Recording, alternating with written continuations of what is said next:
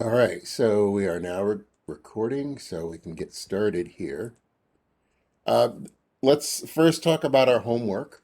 I want to uh, we did a couple things here. I want to get your reaction to some of the things that you noticed here. So the first one was the Johari window, where you're essentially looking at four factors and you're placing them on this grid, and then uh, part of the assignment is to ask others about you and sort of get it's almost like you're getting a little like mini 360, and you're looking at this is how I perceive myself, and then you get insight on this is how others perceive me. So somebody who completed this all the way through, tell me some of the insights you got from this.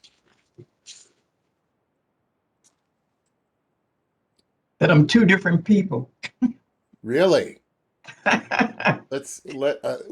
We definitely need to hear more about that. um, I have two different types of style. I would say that, and it said not to complete the point, so I didn't do that. But I'm more or less a compromising and collaborating um, when I'm dealing with people. I wouldn't say my work setting um, is any of these. I'm just talking about me in general, where I've used my techniques in other situations and locations. But I found that I was more compromising and trying to involve both people, making them think on both sides. And Mhm. I think one part I've read about um, both people would have to give up something, some type of concession, so that there would be some type of harmony. So I'm a person that I wouldn't say I'm a mouse, but I would say I'm not a lion when it comes to certain issues as well. Mhm.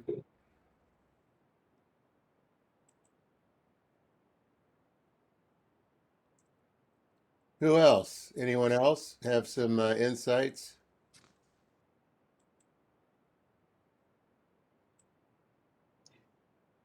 Sandy, can I say something else too? I'm sorry to. Sure. That's all right. Um,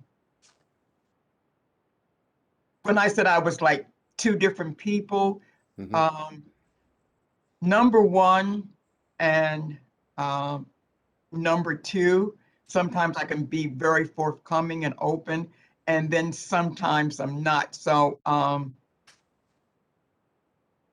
I was like between those two, one and two, but it depends on the audience as well, and Hmm. also the situation in hand. Okay. Who else? I was doing some more research on this Hmm. because I like psychology and I like these kind of things. And the some of the work that I was finding was like some boxes would be bigger than other boxes. And to find self-awareness, you need to put more move things from the 2, 3, and 4 into the 1 Mm. because it's more self-awareness. At least that was my understanding of it. And right now my number 4 is pretty big. Hmm. Versus Really? the and what I perceive others think sometimes is incorrect, which kind of goes back to what the conversation was at the end of last one with the when what does Max think that is what Max thinks that his supervisor Pat thinks about him is true. Hmm. It's a perception issue versus a reality issue, and sometimes they can be worlds apart. So depending on the day, my partials are bigger than other days, I guess, Hmm. depending on the day. That's interesting. Who else?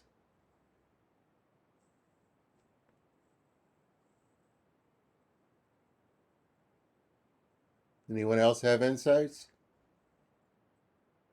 If not, we'll go on to the conflict grid.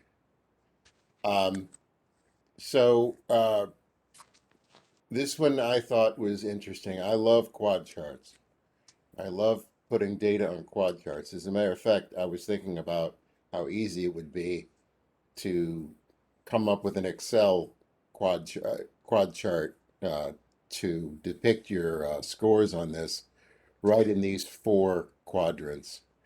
And my theory was that you would your answers would kind of correlate with your disc results, your behavioral results, because of the different titles of the quads here. Um, I've only seen a couple of people's results so far, but so tell me, give me some of the insights you had from doing this. The ones I've seen so far are have like opposites here as the highest and also compromising. So everything is sort of uh, like landing in the middle here overall, right in the compromising box. Did anybody let me ask this? Did anybody's results come out uh, really, really high in one of the quadrants?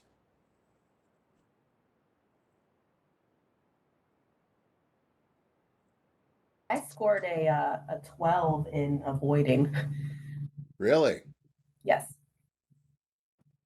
A 12. That's high. Yeah. Is that how you perceive yourself? Yeah, I know that I can.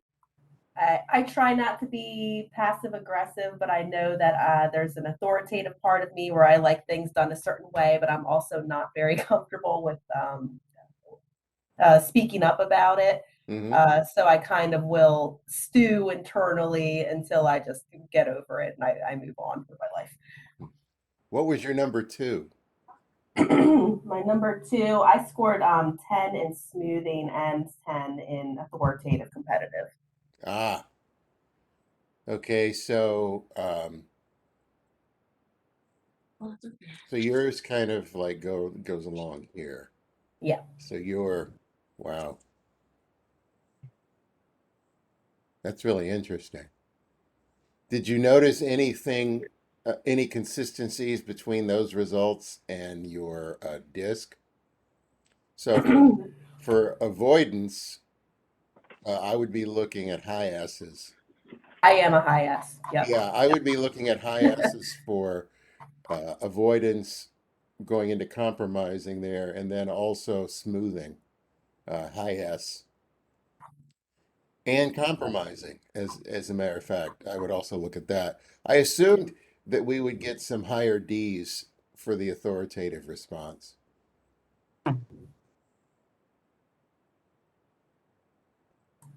Anyone else have any insights from this?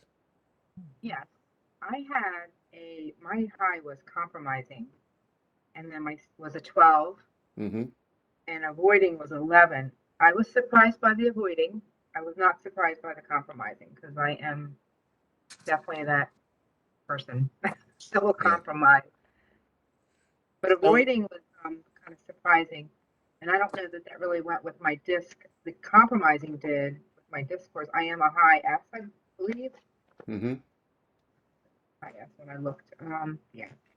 That's actually my highest. I'm a high S and then a C.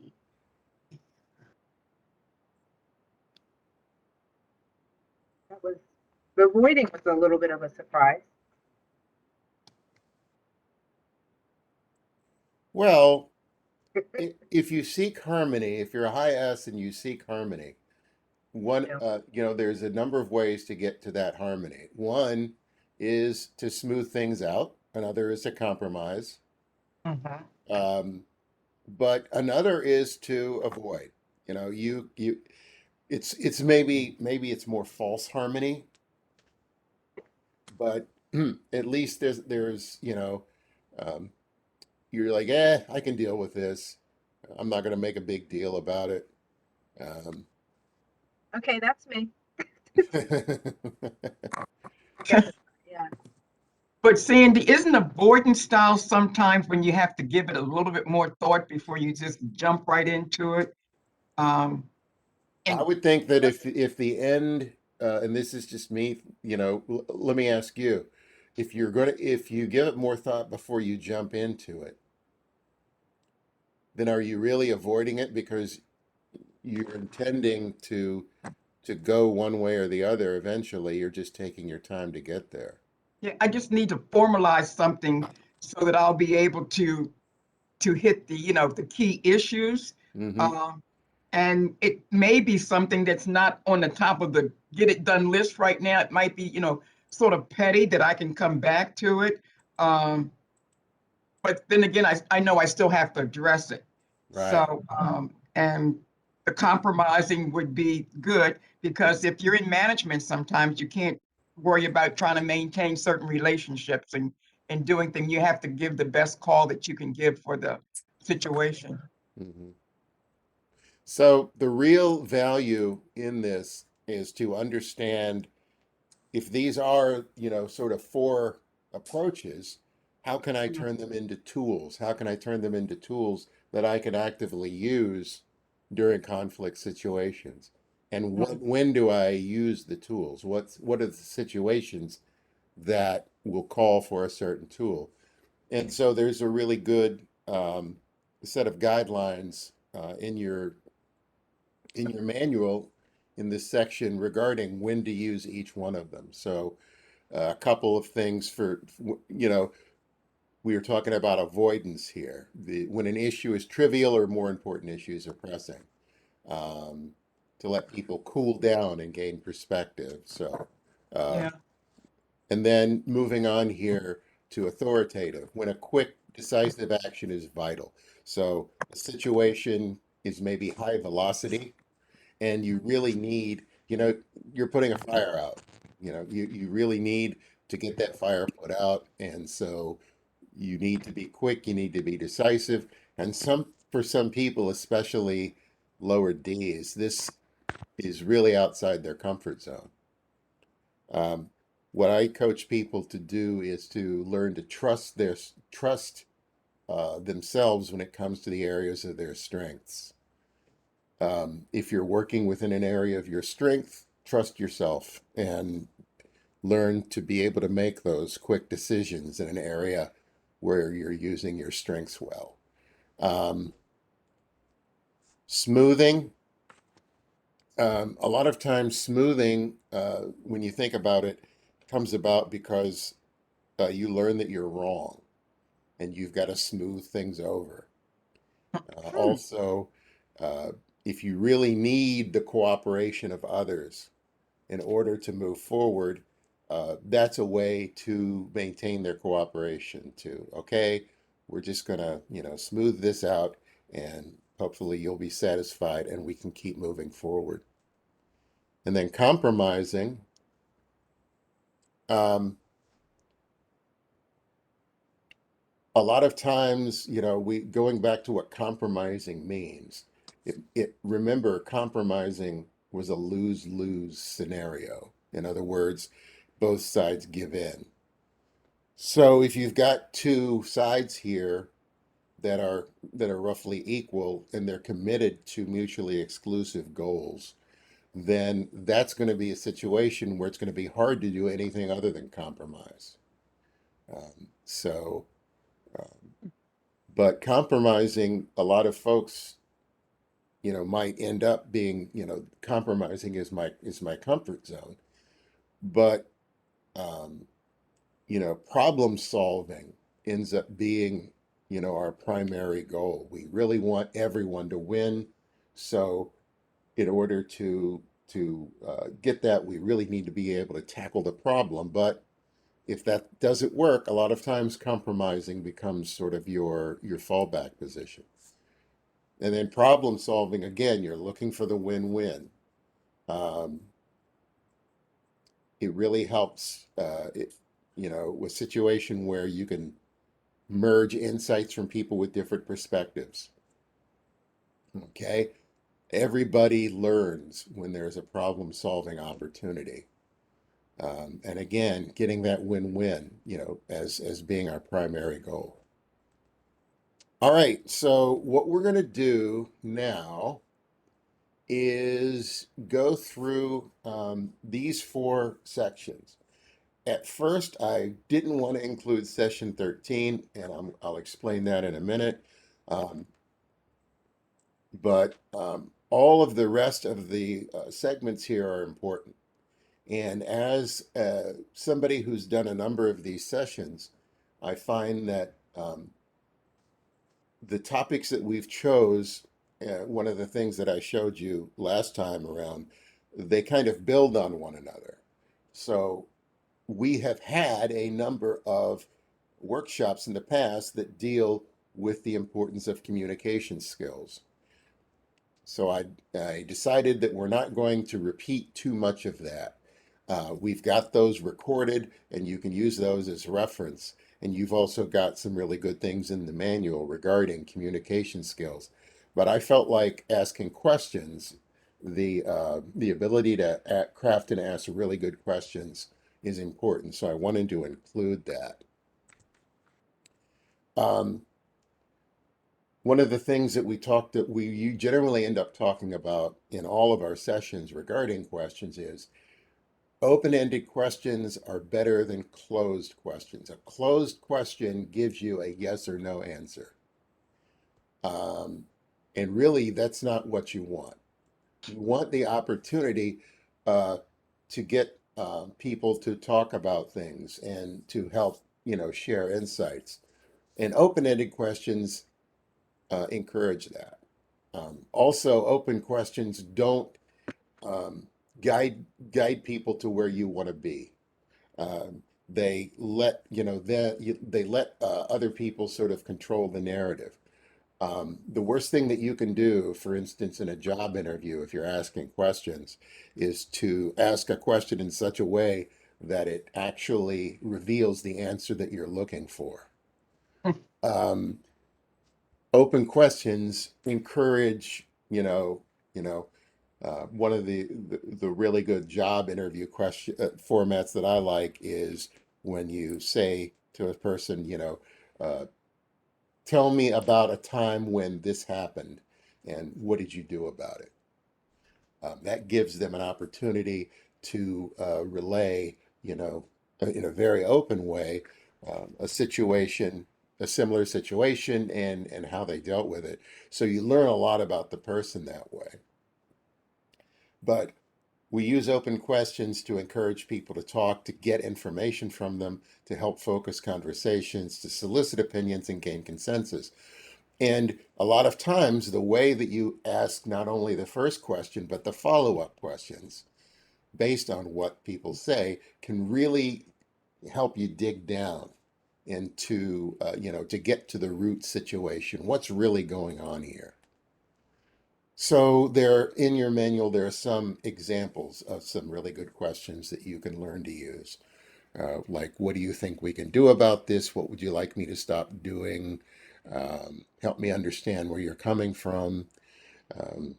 I'm prepared to do this. Would that be acceptable to you? And then there's in our workshop on asking questions, we have a whole slew of questions. And if you'd like, I believe there's a handout that goes along with that training that it's about 2 sheets of questions, and I'll be happy to send that to you uh, if you don't want to take the time to look at the workshop. I'll probably end up doing that as just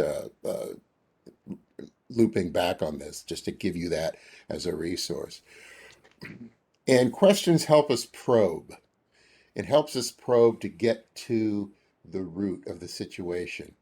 So asking those open-ended questions, pausing to give people the chance to talk, mirroring questions and paraphrasing are really good ways to uh, build rapport with individuals. Shows them that you understand what they're saying. I like the 5 whys. Um, we've talked about that in previous training, but essentially the 5 whys are a sequence of why questions that tell me why this bothers you, and then they tell you, and then you say, okay, well then why is that a problem? And then you keep asking why until you get to the root. It's a really effective way of getting to, the root situation, and it really gets them to open up. Um, a lot of times people tend to just tell you about things on the surface, and they have to be led to getting down into the root. And the five whys really helps you get there. So I'm going to give you guys an opportunity to use some open-ended questions and maybe the five whys and other techniques here to figure out why I'm pissed off. So the scenario here is we developed a project over the course of many months and everyone bought into our approach. Now that we're substantially into the project, you've noticed that I'm getting increasingly pissed off about something. So I want you guys to use these techniques that we've talked about here to try to figure out what's going on with me.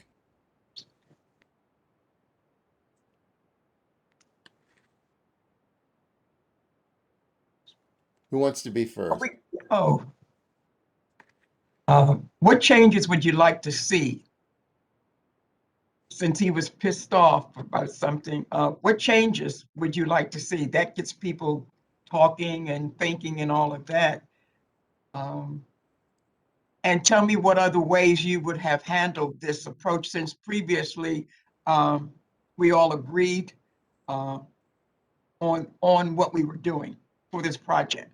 Well, that's why I'm pissed off. Yeah.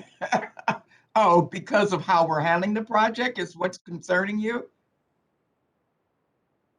Yeah, I've noticed there's some people who I thought who bought into our approach that that weren't being forthcoming, and now I've seen that they're trying to change things late in the process because they were never really dialed in. They were really we never really got their support. They withheld their support. Well, let's talk about making some changes then.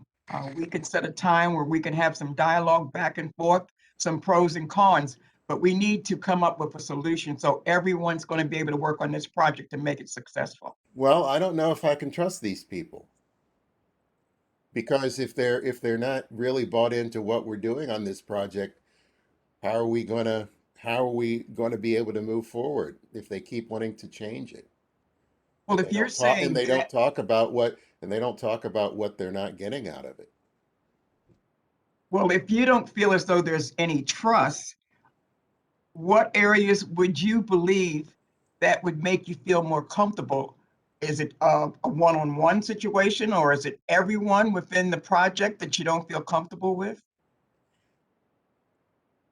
At this point, I would really like to get the people who are causing the issues here to talk about what's going on. Why are they doing this? And understand the impact of all these late changes to the rest of us. We're trying to move forward, and they're keeping us from moving forward. Well, why don't you bring that up at the next meeting so we can put everything out on the table? You want those people to speak up and give their opinions, and we're open to listen to those opinions. So I think it's Okay. necessary that we have this dialogue so that we can get past this hurdle. Hmm. So I would like you to take the lead in doing this and open up the discussion, and then everyone can start talking about where we're having these hangups with this project. Okay. Okay. I think that would make me happier if we could do that. Now, Got it? for the rest of you, talk about what Lenora's approach here.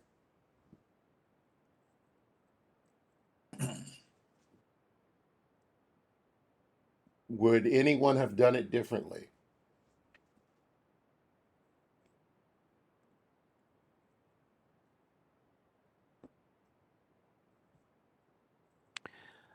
Did it sound like Lenora was trying to, dig to find out the whys here, or did it seem like she was trying to move to a solution? I would venture to say that she was trying to move to a solution. Okay. Does anyone agree with that? Yes, I agree with that. I think she's trying to move to a solution. Mhm. Yeah, I feel the same way. I feel like she was, really trying to get to the solution so that we could move on.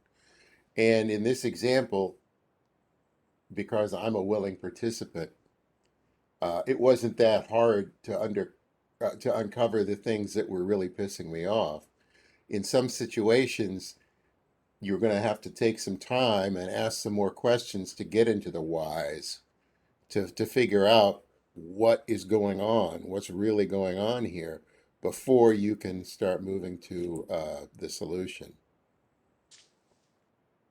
So think of when we, these things here, these probing techniques are designed to give you the chance to learn about the situation before you move into, the solution. This is what we need to do to move forward.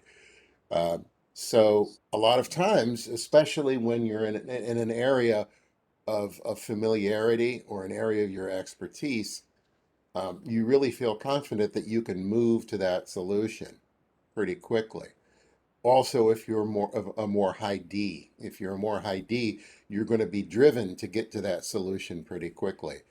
Sometimes in areas, if you're a high C, if you're in areas that have to do with processes and things of that nature, um, you're going to feel comfortable that you can move to the solution pretty quickly.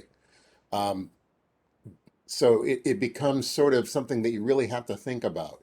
I really need to take the time to dig in and find out the whys here so that we can get to the root of this before suggesting a path forward. Um, so I'm going to encourage everyone to go back to look at some more of the communication skills sections that we have in our previous trainings. There's a really good, the whole power of questions is focused on questioning. There's some good skills in the emotional intelligence workshop. There's some in the customer service workshop as well. And I'm going to send you the questions handout. The questions handout that we have is called the 3 levels of inquiry, and you have a list of questions for doing things at the very high level. You have a list of questions for probing uh, to another level, and then when it's time to uh, suggest a solution, uh, a set of questions for that. So. But in the meantime, we want to move on into the final 3 sections of the training. And this first one is called the conflict opportunity test. And this is a way for you to approach a conflict situation, to learn about the situation and to think about the not only the situation, but the ramifications of not resolving the situation. So there are some questions here that we look at when we analyze a conflict. The first one is, what is the conflict? How can we summarize and state the conflict to our understanding? Who are the players? If the conflict is resolved, what are the benefits? If it's not resolved, what are the payoffs and benefits for me? This is an odd question, isn't it? Hey, if this conflict is not resolved, am I going to get something out of it? Am I better off if it's not resolved? If it's not resolved, what harm can follow? If it is resolved, what benefit will the benefit create a better situation than before the conflict arose? Can I see that a conflict added a positive dimension to the potential outcome? In other words, is this conflict necessary so that things can improve in the long run? So this is also in your manual. So let's talk. This is going to be an opportunity for you to sort of live this out. And what I want to do here is I need 4 volunteers. The respected employee. I need 4 volunteers, and the 4 volunteers are going to take roles in these 2 situations, situation 3 and situation 4. Let me read through these situations here. Situation 3 is the organization seems to be permeated with low morale. Careful observation has revealed that the cause is a respected employee with a very negative attitude. Talk to the employee in an attempt to fix the situation. I need 1 volunteer to be the supervisor and another volunteer to be the respected employee with a very negative attitude. So you're going to get some time to think about your role in this before we move forward. But I need 2 volunteers, a supervisor and a respected employee. Who wants to be the supervisor? I'll be the respected employee. Okay. Okay, we have a respected employee. Louise is going to be the respected employee with a very negative attitude. Who wants to be the supervisor?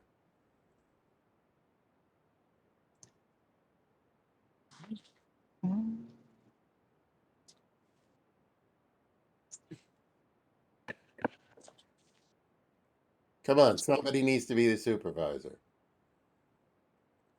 I'm not going to be the supervisor. I find that if I volunteer to do this, people are just going to say, hey, none of us need to volunteer. Sandy will do it. Who wants to be the supervisor? We're still learning. I'll take it, Sandy. Martia? I am still trying to learn what we're talking about here. So, Okay. yeah. So who was it that just volunteered then? I thought it was you, Martia. Mhm. Who said I want to be the supervisor? Thought it was Lenora, but maybe not. Was that Lenora? Was that you? Yeah, I'm afraid so. Okay, Lenora. So then I also need another supervisor because this supervisor asked an employee to change his or her vacation plans in order to meet a production deadline or a major project. The employee knows that the project would have been on time if the supervisor had planned more carefully. How many times does that happen? Oh, ho, ho. So who wants to be the supervisor here and who wants to be the employee that wants to punch the supervisor?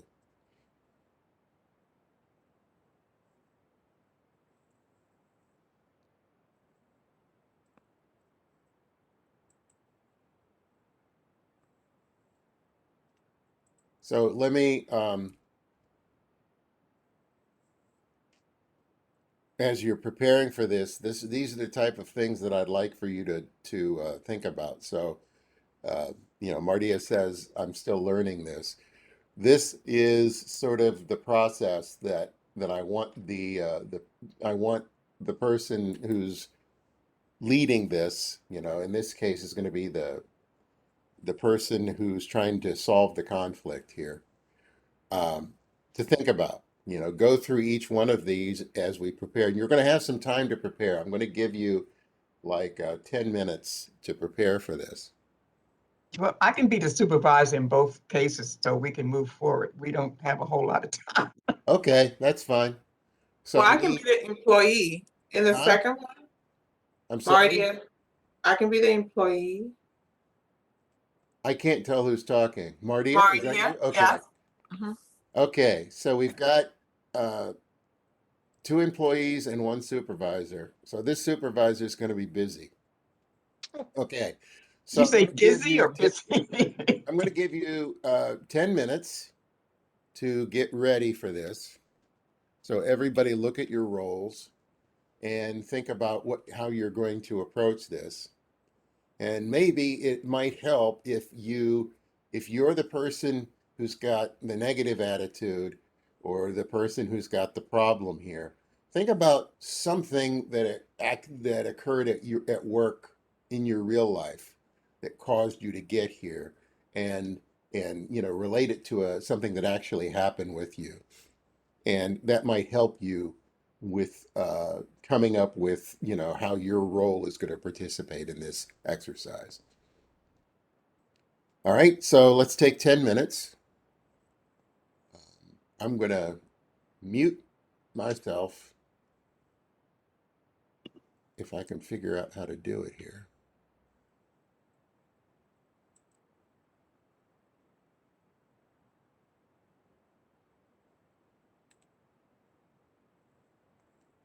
And if you've got questions as we're preparing in the next 10 minutes, just let me know.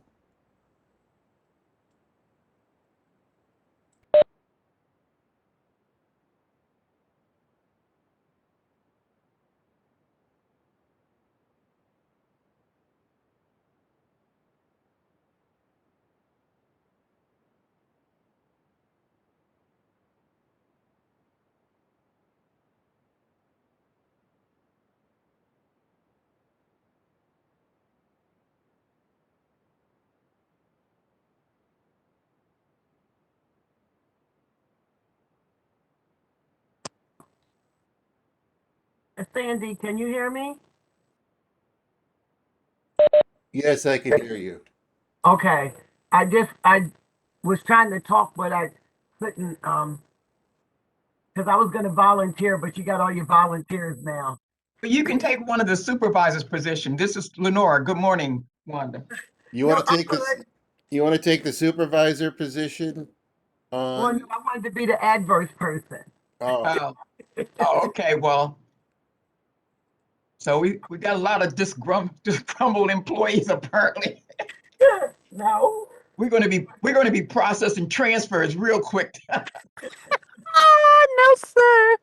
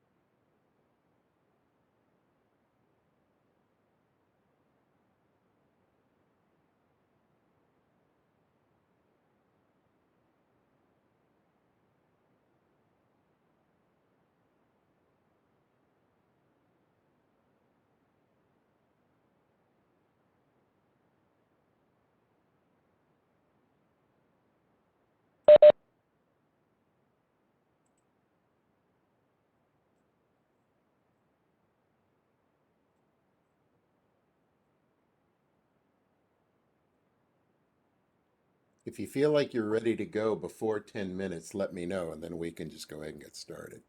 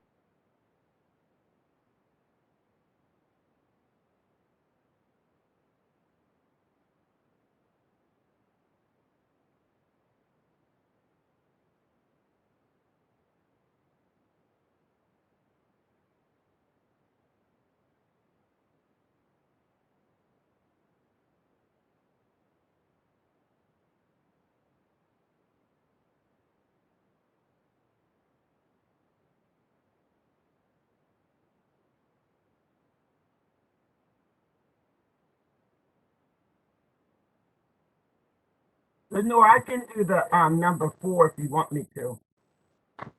Oh, okay. Have you done that already? Uh, we asked an employee to change his or her vacation plans. No, we haven't. We were just starting on actually the situation with number 3. And I jumped in to say I would be supervisor for both of those situations. And if you're going to be the employee, that's fine. I think, is it Matt? Is it? You needed a supervisor because you're doing 2, right? Yeah, but somebody else can take that position. I don't mind. I can do number 4 that way. As You a know, supervisor? yes. Mhm. Okay, there you go, Sandy. I think So we're we had some late cast changes here. Yes, Okay, Yes. is it who's the supervisor in number 4 now? Wanda. Wanda Okay, Williams. gotcha. What's number 4? Where's that at? Number 4 is this one. The supervisor asked an employee to change his or her vacation plans in order to meet a production deadline on a major project. The employee knows that the project would have been on time if the supervisor planned more carefully. So it's in the manual. Okay, I was looking for it. What situation? I think I'm situation 3, aren't I? Your situation 3. Here, the organization seems to be permeated with low morale. You're the respected employee with the negative attitude. Is everyone ready? I'm ready. We should just dive in. Okay, let's just dive in then. So, situation 3. Uh,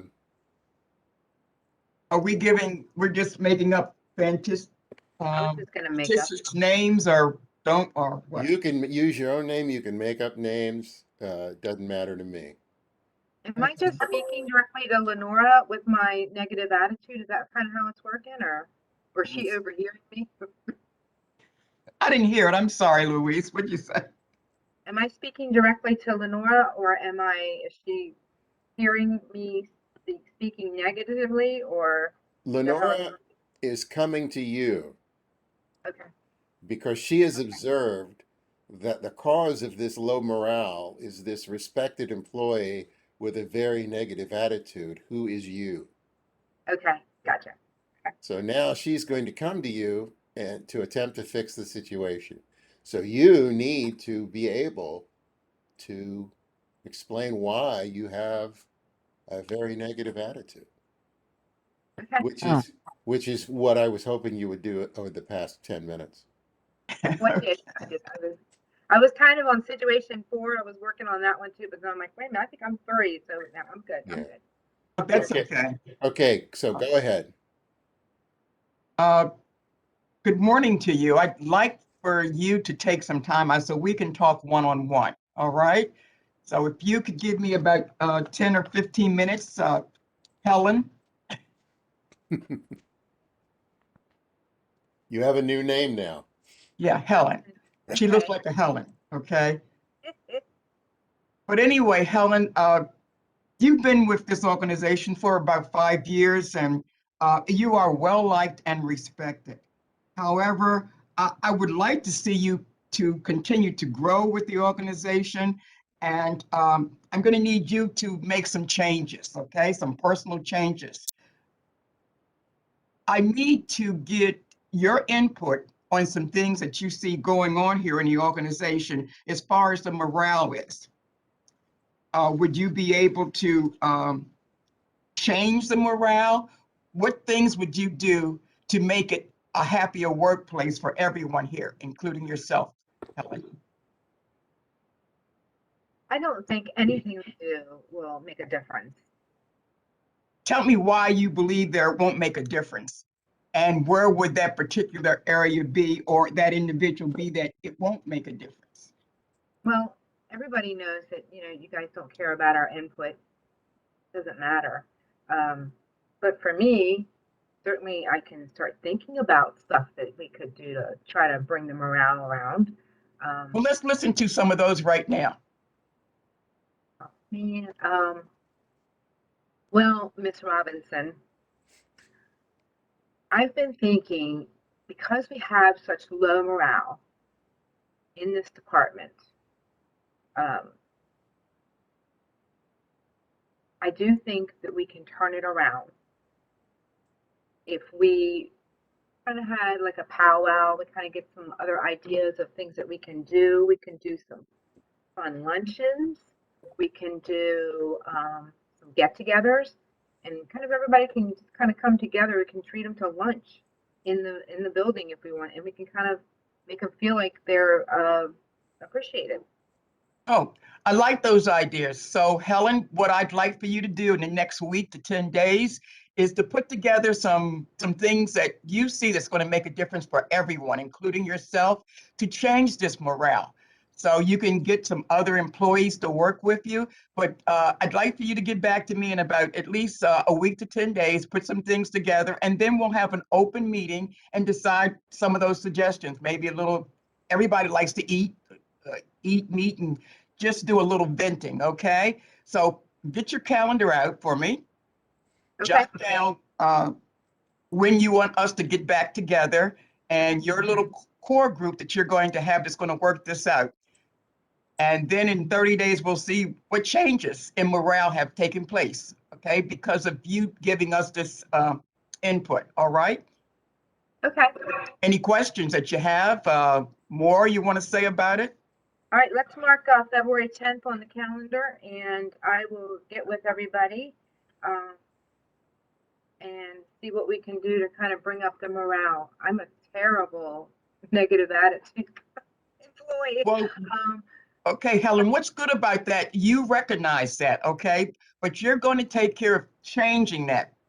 Yes. And there may be some other areas that other people feel the same way, okay? But you're going to be making those changes. So February the 10th, what time? Right. 10 o'clock a.m. 10 o'clock is a good time. Thank you for sharing that and talking to me about it so we can make a difference together, okay? All right. Well, I really thought you guys didn't care about what we all thought, but let me just throw it out there to the group and see what happens. Well, I'm sure whatever it is that's concerning you, with different attitudes, different opinions, we can talk about it on February the 10th with your suggestions and recommendations. We'll go forward, okay? All right. Thank you. Thanks for your time, Ms. Robinson. You're certainly welcome. Very good. Thank you. That was Wow, Nora took it Just by the hand out my Oscar. wow, that was Oscar-worthy performances there. I like that. I feel Thank like you, I shouldn't Sandy. be a negative employee anymore. You're happy already, right, Helen? You're That more- was already a stretch to start with, and I was really struggling. I'm like, oh my God. But yeah, but that's actually something that actually really happened. I wasn't the negative employee, but I knew people that were, and we kind of just got together and kind of talked it out and did, just basically what we just did. So worked out. So let's talk about some of the some of the questions here in the conflict opportunity test. Resolving this conflict, what would be some of the benefits of resolving this particular conflict? Workforce development, we always say a bad employee can really impact the productivity of other employees. So, Mm-hmm. wasn't a firing offense, but it was an investigation as to, that, trying to Mm-hmm. uplift and bring this person, and sometimes it works, and in this situation, it appears to have worked. They asked for their input. They came away from the situation with things to do, concrete answers to, or objectives. And so that, some employers don't go that far and they just let that person go, even if they're a good employee, because they don't have the time or the resources to mentor that employee with the negative attitude. It's easier to hire somebody else to fill the position. Mm-hmm. But, depending on the situation, it's a small group, you're a valued employee. You've got to try to bring them and keep them, because it's expensive for an employer to fire an employee. It's very expensive. Not Yeah, only that, there might have been someone else in the organization that had the same negative attitude that's bringing down Exactly. morale. So by using that approach with Helen, that other party could also come forward and sort of voice what's going on. Maybe it's just not Helen, but it could be someone else that we haven't really noticed. Yep. So from the standpoint of the supervisor, is there any benefit to not resolving this conflict? Yes, it's going to kill my productivity in the office if this morale remains this way and spreads. We all could be in the unemployment line. So yeah, it's going to hurt. Yeah, there Work doesn't production, seem yes. to be a benefit to leaving this conflict unresolved. And as you say, there can be some real harm if the conflict is not resolved.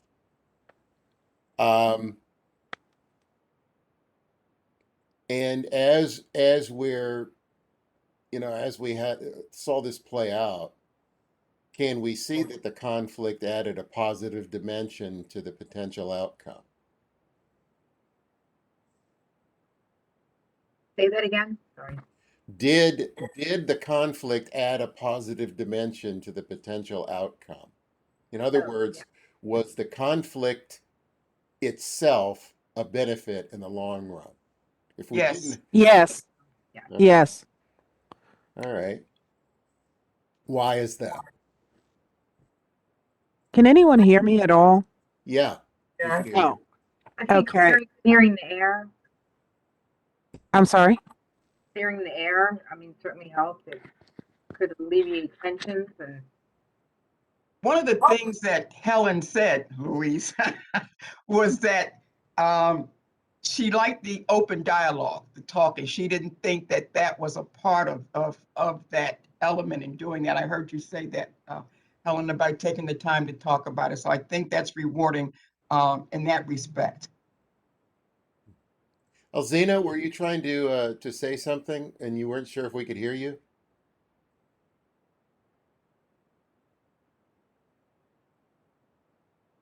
Problems here, guys. I'm having real problems. Can you hear me? Yeah, I can hear you. Okay. Um, but I was basically going to say something very similar to what has been said, but I think that overall, when you get things out in the open, Mm-hmm. when people are able to talk to each other about little small issues or what they consider a large issue, you may find out that other people are having the same issue or the same problem. And if you're willing to talk about it with Helen, maybe you'll be willing to talk to me about some things that I have issue with. And I think that that will benefit the job in that you're finding out these small problems that could grow into large problems, and you can stop it before it does. You nip it in the bud, so to speak. Mm-hmm. And it's a win-win situation, I think, for both the job and for the employee. Mm-hmm. You know, I've actually had I've actually watched to some extent the morality of a company falling so very low because people actually thought no one cared.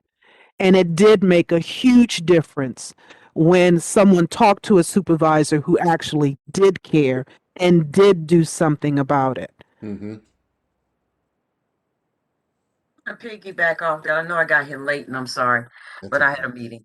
Um, you know, sometimes you can, staff can have an issue with one person that's creating a cancer. Yes. Okay, but even if you come to me and talk to me about it and I am doing something about it, I can't share it. So that causes another problem because now they're thinking, Mhm. well, she's not doing anything about it. But sometimes you just cannot, there's a process, a policy, a procedure, and you could be handling the situation. Now you got other staff angry because they're feeling, well, she's not solving the problem. So you it's Well, I think there's a way to also handle that, and I get you. That's absolutely true because when you're dealing with HR, they can't HR or your supervisor, they cannot go out there and say, "Hey, look what I'm doing for so and so." But I think that when you're talking to that person, if you let them know, "I'm going to do thus and so," um, but as I'm doing these steps, um, you need to know that no one's going to know about it until I get some kind of resolution to it. And once I can get a resolution situated and planned, then I'm going to come to you, talk about what I want to do, and then move it forward from there. But you're very right in saying that when a person feels as though nothing is being done, that just makes it worse. So you have to pretty much let them know in the beginning what your steps are going to be to try to reach a resolution. Does that make sense? I totally agree with that. But it's Yeah, just a certain way you have to do things, and there's just some information you can't share. You can absolutely. you can make Hmm. them feel comfortable to the point that you're saying, I'm looking into it. Let me see what I can come up with. Hmm. Yeah. Hmm. This is Barbara. I like the idea that Lenore offered Helen the opportunity to state the problem and be part of making whatever the solution is to make things better. So I Yeah. think that was the best outcome for me. Hmm. At one point, I used to teach kindergarten and, dealing with little children. So what do you think would make this better for you? Or how do you think I could help you learn this better or whatever, whatever, whatever. So the people with the problem, if you give them the opportunity to come up with solutions, then that may, you know, Alleviate the problem. right, resolve everything. Yeah. Hmm. So I like that idea. I, You're I've been talking in a, about buy-in. Everybody buy into it. Hmm. I've A been lot, in a a lot of situation. times, This is some really good discussion. a lot of I times like people this. just want to be heard. So I Yeah. felt like Lenora was definitely listening. Miss Robinson was listening to Ellen. Hmm. So, and then she just kind of went. Let's move on to situation 4 here. Are our two Oscar-worthy actors ready to do this? I'm ready. Who is my person? Mardia. Mardia. My Yes. dear. Hi, Yes. hi, my dear. Hi. Hi, I'm just gonna Wanda. use. I'm just gonna use your real name because I'll get too confused. Okay. Okay, my dear, I would like to speak to you today. I need to talk to you about a situation that um, that that is about a personnel issue basically, and I need to talk to you about it today. Do you have some time? Absolutely. Sure. So is this a good time for you, or should I try to arrange another time? No, it's a good time. It's a good time. Okay.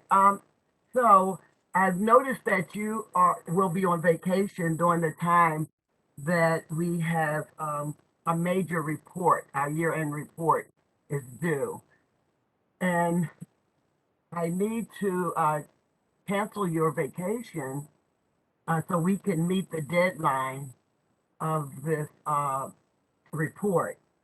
Now, you know this report is based on performance, so we have to do it. This is how we get paid.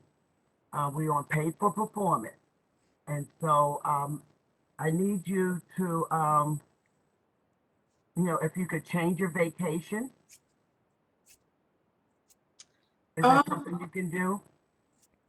well, I have a few questions. Why are we unable to complete this project in time?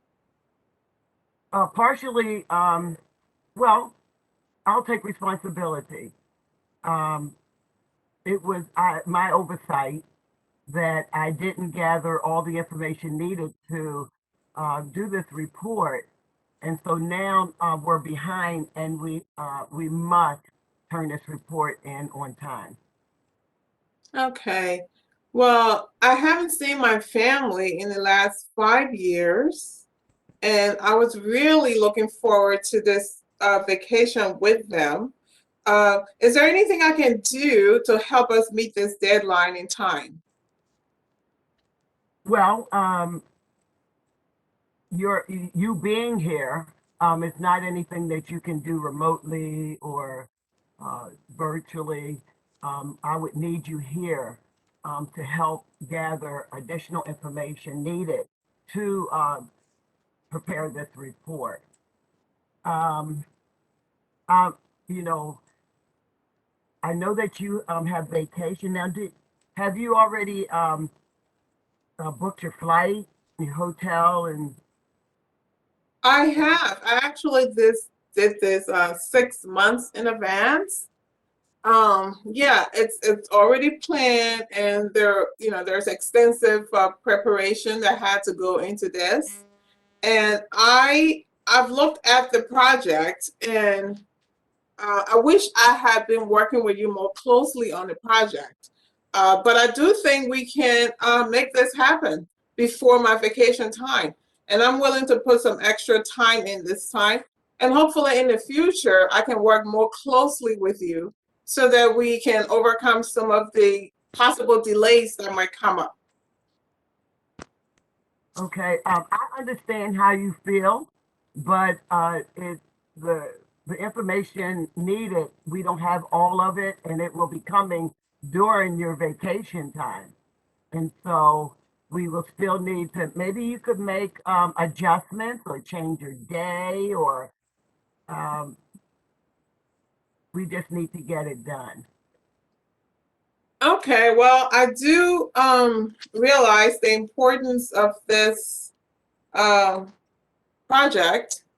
I would say I'm rather disappointed that there is no compromise in us getting it done, even with extra help, even with adding other folks on the project to get it done. But I do realize the importance of the project, and I will call the airline and my family and try to make alternate preparations. What would be your possible timeline? What is your possible timeline you think in us completing this project? Just in case I go ahead and make other arrangements, I would like to stay within scope. And I definitely want to work with you one-on-one closely so that we meet the other deadline. I really, really appreciate you agreeing to change your plans. It probably would take about 2 weeks because the deadline is on the 30th. And so we need to have everything in place and the report turned in. And so that would be about 2 weeks. quick question. If that timeline is so close, is there something I can do while I'm out on vacation? Do I have to be in the office to work on this project? Yes, you and I need to work closely, hand in hand together. All the information is here in the office, and so we have to gather information together. Okay. Yeah, I will look into changing plans, and I really do want to work with you more closely so that on other assignments per se, so we hit those timelines accordingly, if you don't mind. Yeah, I want to thank you for agreeing to change your vacation, and I would like this to maybe this afternoon. I know you have to process it, and you have to make sure you can have time to make those arrangement changes. And so I would like to just give you the afternoon off to make those changes. How is that? That's fine. And in return, I would like to maybe request an additional week added to my 2 weeks that was taken off because I'm staying over to do this project. Would you consider giving me an additional week for compromising all of this? I'm not able to make that decision right now. I would check into it, but most likely I cannot add to your vacation. But what I can promise you in the future, that when a report is due or going to be due, I would give you ample time to make sure that there's no, you don't make plans during the time that the report is due. Okay. I think we had a good timeline on this. I just think that maybe a little bit more tightening up of, timelines. And I wasn't aware of the timelines because I do like to work within structure. And I think we lack a little bit of that in this project. Hence my offer to work closely with whoever might be heading the next project so that we are able to meet those timelines. And again, I wanted to let you know that it is my, I'm not going to say fault, but it is my problem or something that I have to work through to make sure that you have ample information to get the job done in a timely manner. And next time, that your vacation wouldn't be interrupted. Okay, well, I appreciate you, trusting me to be effective on this project to the point that I have to extend my vacation. That says a lot about my work here. So thank you very much. Thank you so much. And thank you so much for being understanding and respectful, even though it was my it's my problem, my fault that it wasn't done properly. Information wasn't relayed to you properly. Thank you so much, my dear. Thank you. Okay. End scene. Again, Oscar-worthy acting performances here. Uh, let's talk about this because this one's interesting. I was interested to see how this was going to go because I thought it was going to go one way and it didn't, and it went the other way, and Me it did. too. So, Nice. so let's hear it. Let's talk about this one. Well, I personally feel it's all about the players, Mm-hmm. the people that's involved in it. Martia, she might be more amenable or nicer, and she's willing to step back and make sure that the job is done. But then you could have that other person that would say, "Oh no, my vacation, I planned this 6 months ago. I'm going home to my mama." Mm-hmm. All that could happen. So it's all about the players, and also the fact that the supervisor admitted that it was her problem and she should have paid. She should have been more aware of when the deadlines were due for the project. Mm-hmm. This is Barbara. I thought Mardia really hit on it when she said, "Well, this is your fault. I'm willing to do this for you, but I'd really appreciate it if you just add on to my vacation." I like that. She laid out there exactly, okay, this is gonna I'm gonna do this, but it's gonna cost you. Right. Yeah, Yeah. tit for tat. Hi, everyone. This is Barbara, Uh-huh. and that actually happened to me. And I have a timeshare that's the same time here. It's in Mexico, and I usually get a ticket in April. And so I was asked to cancel, and I'm like, I'm sorry, I put too much expense into this, but here's what I'm willing to do. Up until the time that I leave, I'm willing to work any hours that are necessary, and I will make myself available earnings while I'm on vacation for anything you need for the time.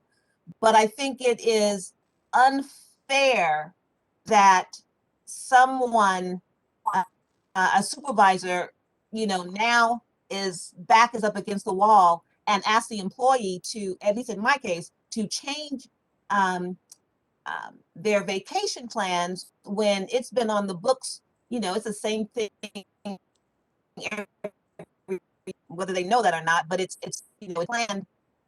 So I think that the young lady, I'm sorry I don't see your name now, but that was very generous. I mean, Yes. even bend over backwards to even suggest that you would look into changing, because there's going to be expense in that. And I would have asked them, well, not only an extra week, but can the company take care of any expenses, regarding changing my flight, my timeshare week, and all of this? Because I mean, we all need our time off. Work-life balance is important. Mm-hmm. I You think that if go the ahead. I think that if the employee and the worker have a good relationship, as Denise was alluding to, if you have a good relationship with your employees, then your employees will take care of you, and they're more willing to make changes. It's happened to me many times because I've been stuck working a three-person job by myself, and I had to come up with a plan because nobody was coming up for a plan with a plan for me. And so, um, but Mardia was too nice. I mean, I thought she was really nice in this situation. I thought she was going to yell and scream at me, and I'm Yeah. not doing that. And so I kind of was like, she set the tone for the whole meeting. Yeah. Mm-hmm. And so she's the This one She was that goes back very to the nice. She was a person. very nice employee. She wasn't irate. And sometimes you have things that are planned down the line. Was it Barbara? You were talking about your timeshare. Is that right? Yes. For that, Yes. some employee would have said, no, I can't change it. You're going to have to find someone else. Now, so it really makes a difference. Like Wanda was saying, the relationship. And plus, if that supervisor doesn't plan carefully on a lot of projects, that needs to be looked into as well. Okay, so So this is Exactly. Mardia. So the reason I would do what I just did, there's two reasons for that. One, I am building a rapport with my manager. Two, I am also watching her, and I'm also offering to be working with her more closely on other projects. I will have a little bit more control. And in that way, I will be avoiding this type of situation from happening again. The situation didn't say that she was known for doing this all the time. So technically, I'm taking this as my first time working with her on the project. It gives me time to observe how she works. It gives me time to also build a rapport that she can depend on me, and that and then when I'm working closer with her, we'll have it set up in a way that will be meeting our timelines adequately. That's why I asked her if it was okay for me to work closely with her on the next project. I would So suggest, my dear, that instead of saying, let me work more closely with you, because that may be an infringement on the supervisor's knowledge, but you may be able to address it as when a project is coming up that you're made aware of, you can always ask her if you have some time. Could I come in and see if there's anything? I have some time. Is there anything that you think that I could help you with at this particular time? That way she won't feel as though you are shadowing her for a project that may come up a little short. But if you have some free time, I don't mind helping you on this upcoming project. That would be a Yeah. different approach too. I guess it depends on the manager. Most managers are very welcoming when you're offering assistance. So, Yes. you know, not thinking like, oh my gosh, she wants my job. No, but you know, Yeah. like, you know, we can Especially when it's But work eventually down together. the line, it would be nice, right? For that, I was thinking that you were going to ask for some overtime to benefit your Yeah, expenses I for asked your for trip more that was time for delayed. You know, could I get some overtime out of that project? That's what I was looking for you to say. okay. but I I did stop being You know, facetious. you could have offered it. You could have Yeah. offered her the overtime. Yeah. but when she was so nice about it, I didn't Yeah. really have to do that. But I did tell her, So She was did too tell her nice that to I you, is would, what you're saying. yeah, I would check with HR and see what we can do if we can work something out, something else out. So I still left the door open, Yeah. um, to balance it out. I just think that it's really, really based on the relationship that the employee and their managers have, because I know that, and I'm not blowing my whistle, but for my manager, I've done cartwheels and flips and backflips to make sure that a project gets done, regardless if if I'm short help or what. So I think it's the relationship, and I guess that's just in my personality, and that's why it worked out, and it was in Mardia's personality to, as she said, you know, she she was really nice. I can't believe that she was that nice, but I'm glad I had a nice one. See, I thought you were trying to provoke her. I thought you were trying to provoke her into a reaction because she was being very nice. Yeah. I want to.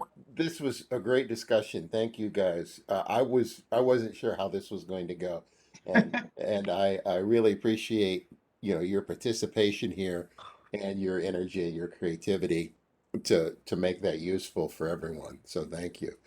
I want to move into the next session here, called uh, the needs and assumptions model, and maybe we can use the last two examples to sort of uh, illustrate this. But at the core of every conflict, the people involved in the conflict have a set of needs, and they also, driving those needs, are some assumptions about how those needs can be met. Okay, so the uh, the issues come up when your assumptions are more based on opinions and beliefs and feelings than on facts. A lot of times you don't know all of the facts. You don't know what's possible. Uh, so challenging assumptions often is the way that you end up solving these problems. Testing those assumptions and challenging those assumptions can lead to pathways to solve conflict. And what we can do is to lay out sort of a process. And I these types of processes, I think, are things that we can use, and then the more we use them, they become second nature to us. This ends up being sort of a problem solving process. If you're looking for a win-win, then there are some steps that you can go through to achieve that win-win. First of all, once you've identified the problem and the goal that you're trying to achieve, an obvious solution might pop up. And this is the situation that we all want. We all want the obvious solution. So if there is an obvious solution, then boom, win-win, you're there. You don't need to go any further. Excellent. Obvious solution presents itself, take advantage of it. You don't need to belabor the point. If there's not an obvious solution, then we can go a step deeper. We can start talking about the underlying needs that we're trying to meet here. So you identify and you rate the underlying needs, and then you say, okay, now that we understand the needs, is there a win-win solution? And if there is, you're done. If there isn't, then we need to get down a little deeper and explore the assumptions that drive these needs. And once we explore those assumptions, we challenge those assumptions, we can start to look for alternatives. And if there's not something obvious that comes out of that, then we need to, start really rolling up our sleeves and exploring some solutions. But there are many pathways that get us to the win-win. And this is a way of sort of systematically solving the problems, the underlying problems that can get us to that win-win more effectively. So when you're using this process, first of all, you assume that one another have valid, reasonable, rational positions for your point of view.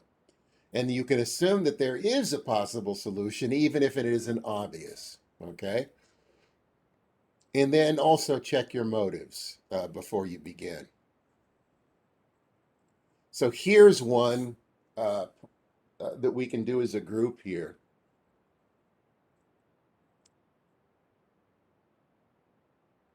You're both on the same project team and you've won the President's Award for bringing your project in on time and under budget. So the prize is an all expenses paid trip anywhere in the world for the two of you and one guest of your choice. So everybody gets a +1. There is no conflict regarding the dates of travel. You can both travel on the same date. However, the conflict's over the destination. You have to have the same destination, but each one of you want to go to a different place. So, what's the problem? Let's start here, identifying the problem.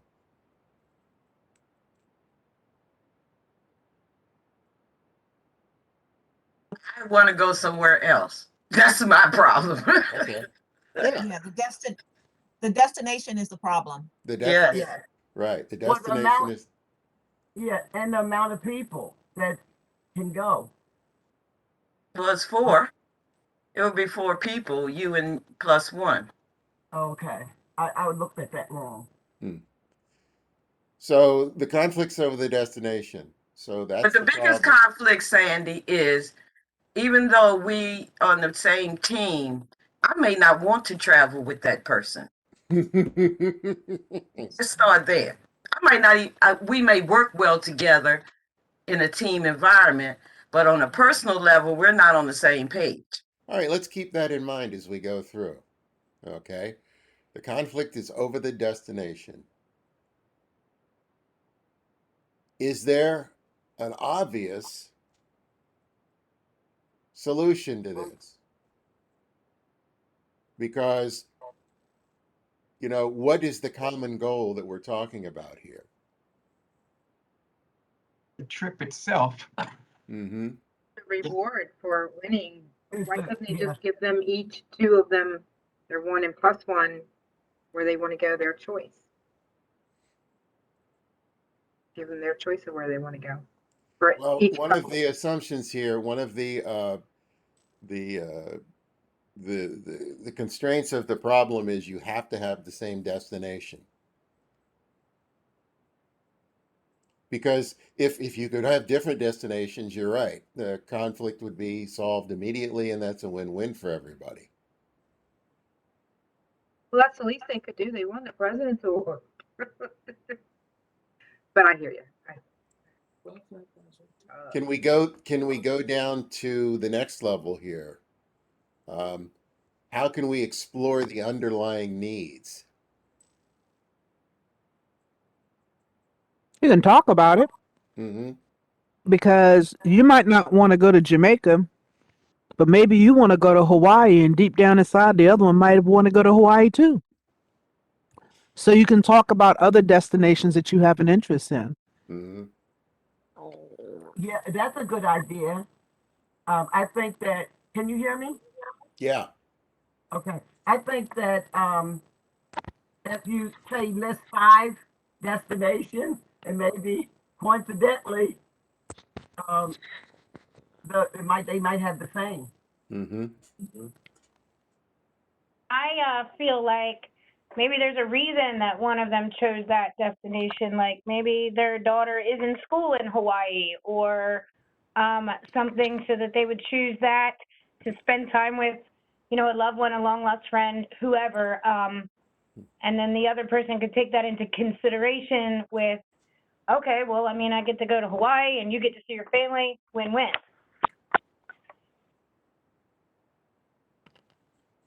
Okay. Well, let's assume then that we've exhausted our the underlying needs here, and we couldn't find a solution. So let's go now to exploring assumptions. What are some of the assumptions that the people involved in this could have about this situation? If they work so well together, they would just do very good, very well together traveling. Mm-hmm. Okay. Not necessarily. Yeah, Not that's the necessarily. That's the assumption. assumption, yeah. That's the Yes, assumption yeah. that we're challenging here, where that's one of them. What else? Going back to what Denise had said, this is a project team that won this award. Um, because you work with individuals well doesn't mean you travel well together. Uh, there is some space, some distance needed. Mm-hmm. So I would probably voice my opinion by saying that we got this, but let me see if I can find someone else as a substitute to go in place of me, or let's see the pros and cons of you're going here to see what relatives, or you've never been there before, I've never been there before. Let's do some back and forth and talk about different things. But if this was realistic, now I work with you, but I sure don't want to take no vacation time, no matter what we've won together. Okay. Exactly. What So there's got to be a what is lot of there talk, is discussion. right. I like that. That's good. There is an underlying assumption here that the people who have come up with this reward have made. What is that assumption? Maybe they don't like to travel. Precisely. There's Period.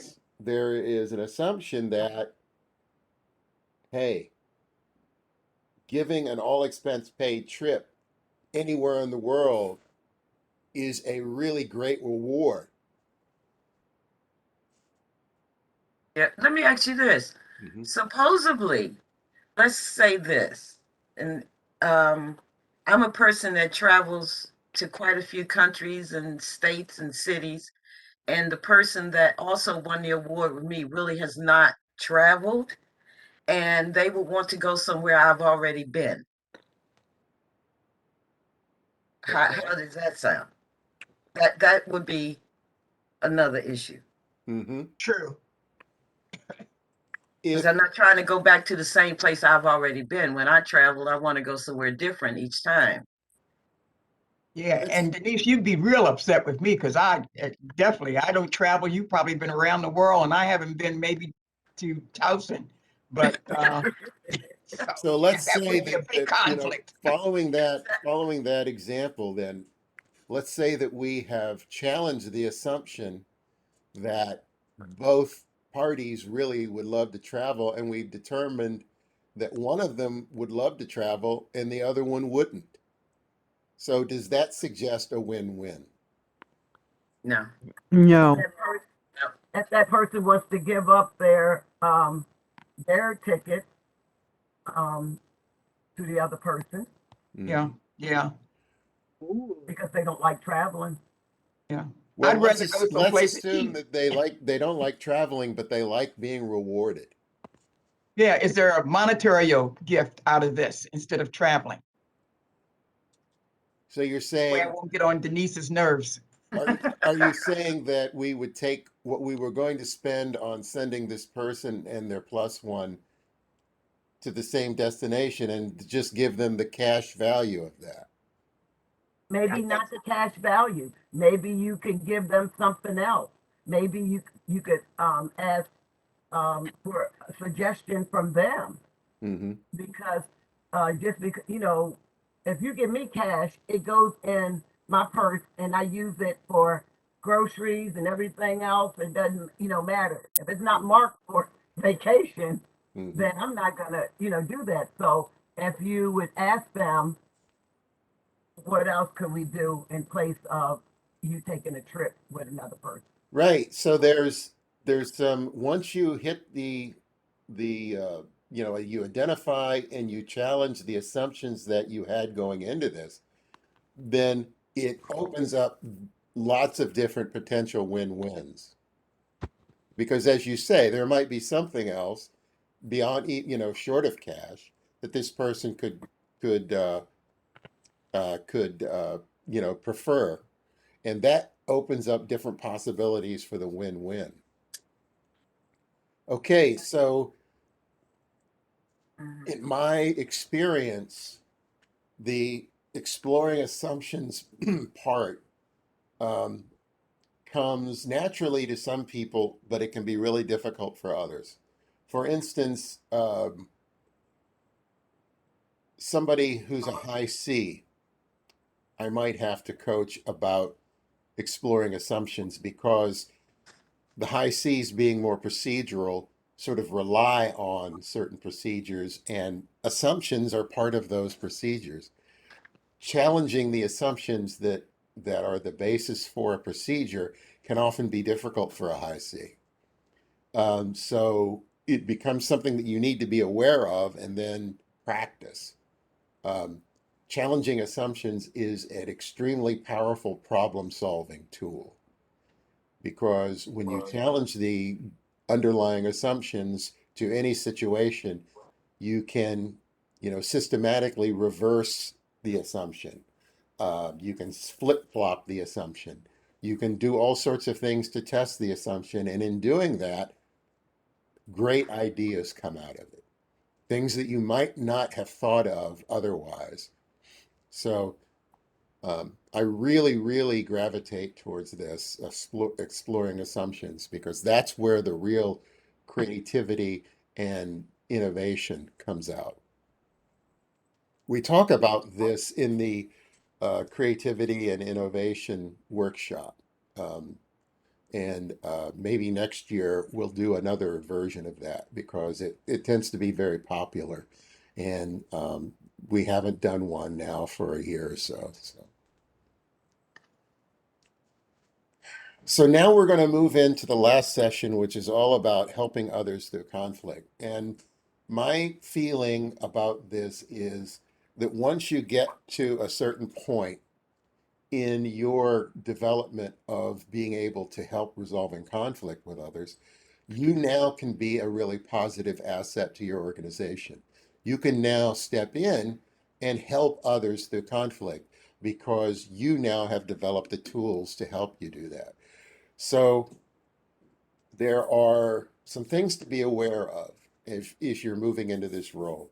One of them is you need to be able to prepare for conflict situations. So how do you do that? Then do you now have the skills to go in and get the information about how the other person might be thinking or feeling? And then the third thing here is to be aware of the fact that you too can not only be a source of conflict, but can respond to conflict negatively. So knowing what your hot buttons are is going to be really important going in here so that you can manage yourself better. As I say, you can really be a positive force for avoiding and resolving conflict. So to prepare for this, the most important aspect of that is having the right attitude. Know the issues involved, do your homework, understand the situation, know your hot buttons, and manage your own emotions. We talk about that a whole lot in the emotional intelligence workshop that we did last year. and then be helpful. Just go in with the attitude that I'm going to be helpful and I'm going to be sort of an agent for resolving this conflict. So let's talk about hot buttons for a minute. Let's go back to the disc here, and I've got this person that whose example we used in our last session. This person's highest behavior is the C. Very high C means they're very, very procedural, very quality focused. They like to have lots of plans and procedures. And then also the high S, which means they're more of a team player, likes harmonious situations, and likes to go at a fairly slow pace. So, what would be some of this person's hot button issues just looking at this? What are some things that could really disrupt this person? They can't deal with change. Yeah, if you change anything, they go crazy.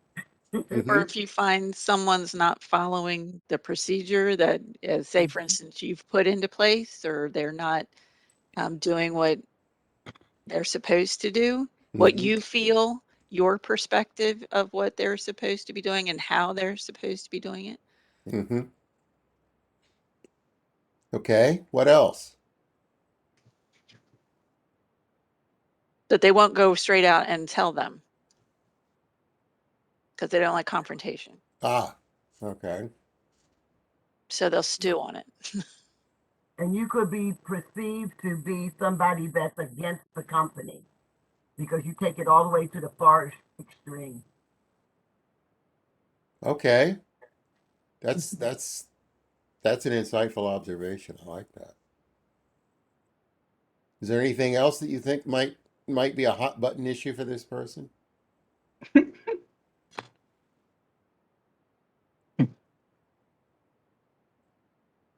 All about perception. Based on my experience, the low D with the low D individuals, if you force this person to make snap decisions, it's going to be a potential hot button. They're not going, because of the S here and the low D, they're they don't gravitate towards high velocity situations. They like to be able to think things through and contemplate. So if you're forcing them to make snap decisions, that could be a real stressor. That could be a hot button issue with the individual, definitely. This person's not going to gravitate to being a firefighter or working in the emergency room.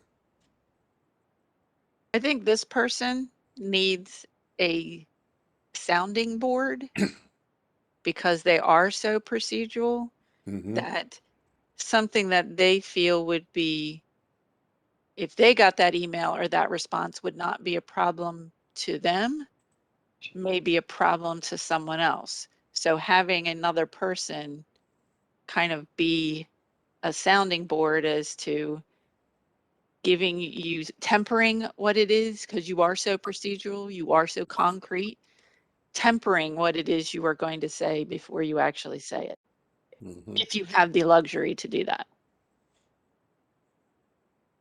I wonder if a manager would do that. I wonder if a manager would say, okay, there's a new person in the organization. I'm gonna purposely pair them with somebody who I know is the opposite. They could start developing those skills at being one another's sounding boards there. That would be, that would be really interesting. That would be an interesting managerial approach. I think it would be complementary. Mm-hmm. They'd strengthen each other's weaknesses, but then temper their strengths that aren't necessarily positive to other people. If they can learn to manage their differences, definitely they could be more effective as a team because they can handle more things than if they were the same.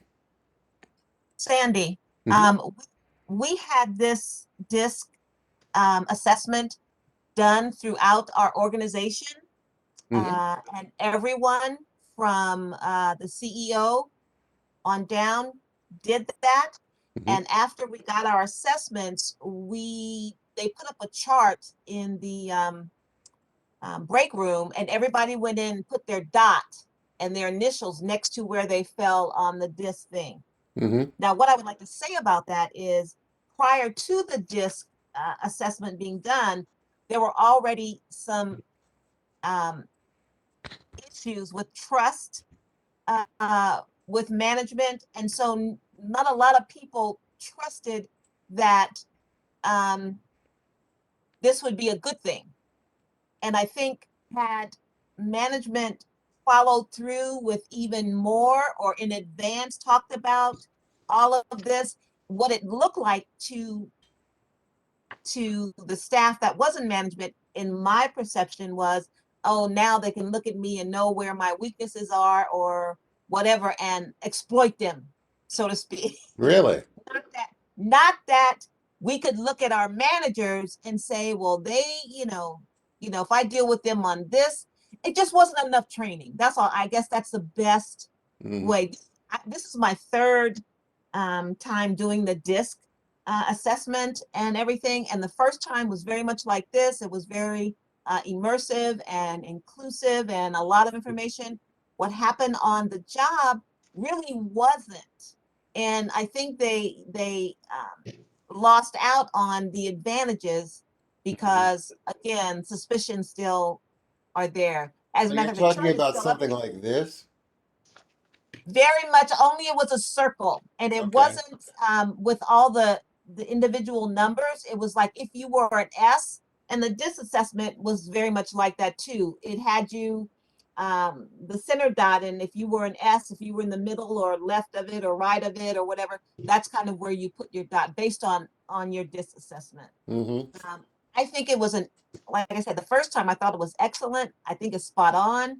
But I think in the case of what happened on our job, it could have been a whole lot better. I just think, people just didn't trust Yeah, the process. there's when the word that you use that that I connect with the most when talking about this type of depiction is weakness. When I'm very careful using that word. I don't like to use that word because it implies some sort of shortfall. In other words, the fact that let's look at this person who we're just talking about here. The fact that this person is high C, high S, low D brings a lot of strengths to the table. But it also carries some blind spots. Okay, this person definitely has some behavioral blind spots. And if you look in your DISC Plus report, it definitely gives you some insight on what some of those blind spots might be and as watchouts. But it only becomes a weakness when you are forced to daily work in an area where you can't use that strength. In other words, if this person, being a high C, was forced to work in a low C environment, at that point, it becomes a liability, and this person could really get stressed out. So when I look at things like this and then plotting everybody's results on a common frame of reference, it's in order to understand what your strengths are. Right. And in order to understand who has strengths in an area that are blind spots for you. And this doesn't come naturally. A lot of times, when I'm doing a workshop that's just focused on the DISC Plus or another assessment, you really have to say, this person, the person who's the furthest from you on this chart. Let me go pull that chart up again.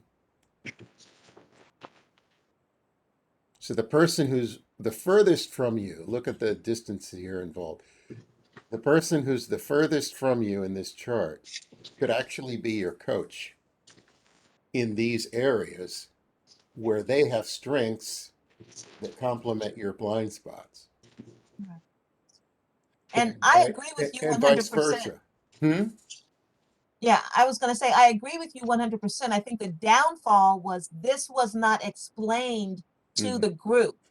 And so there is still some uneasiness about having these charts because it was not explained. That's all I'm saying. I Right. 100% understand what you're saying. I just think that the opportunity was lost for everyone to understand that these are my strengths, they are valuable, and so on. So, but Yeah. I agree with you 100%. I just think I'm just trying to, I guess I'm venting because it just Okay. feel like it wasn't, as successful as it could have been. Page 22 of your Disc Plus report has something that I think is unique, and that is it's called Communication Insights for Others. And uh, when you look at all the things that are in the Disc Plus report, this is the only page that is meant for you to give to someone else, to give them insights about you.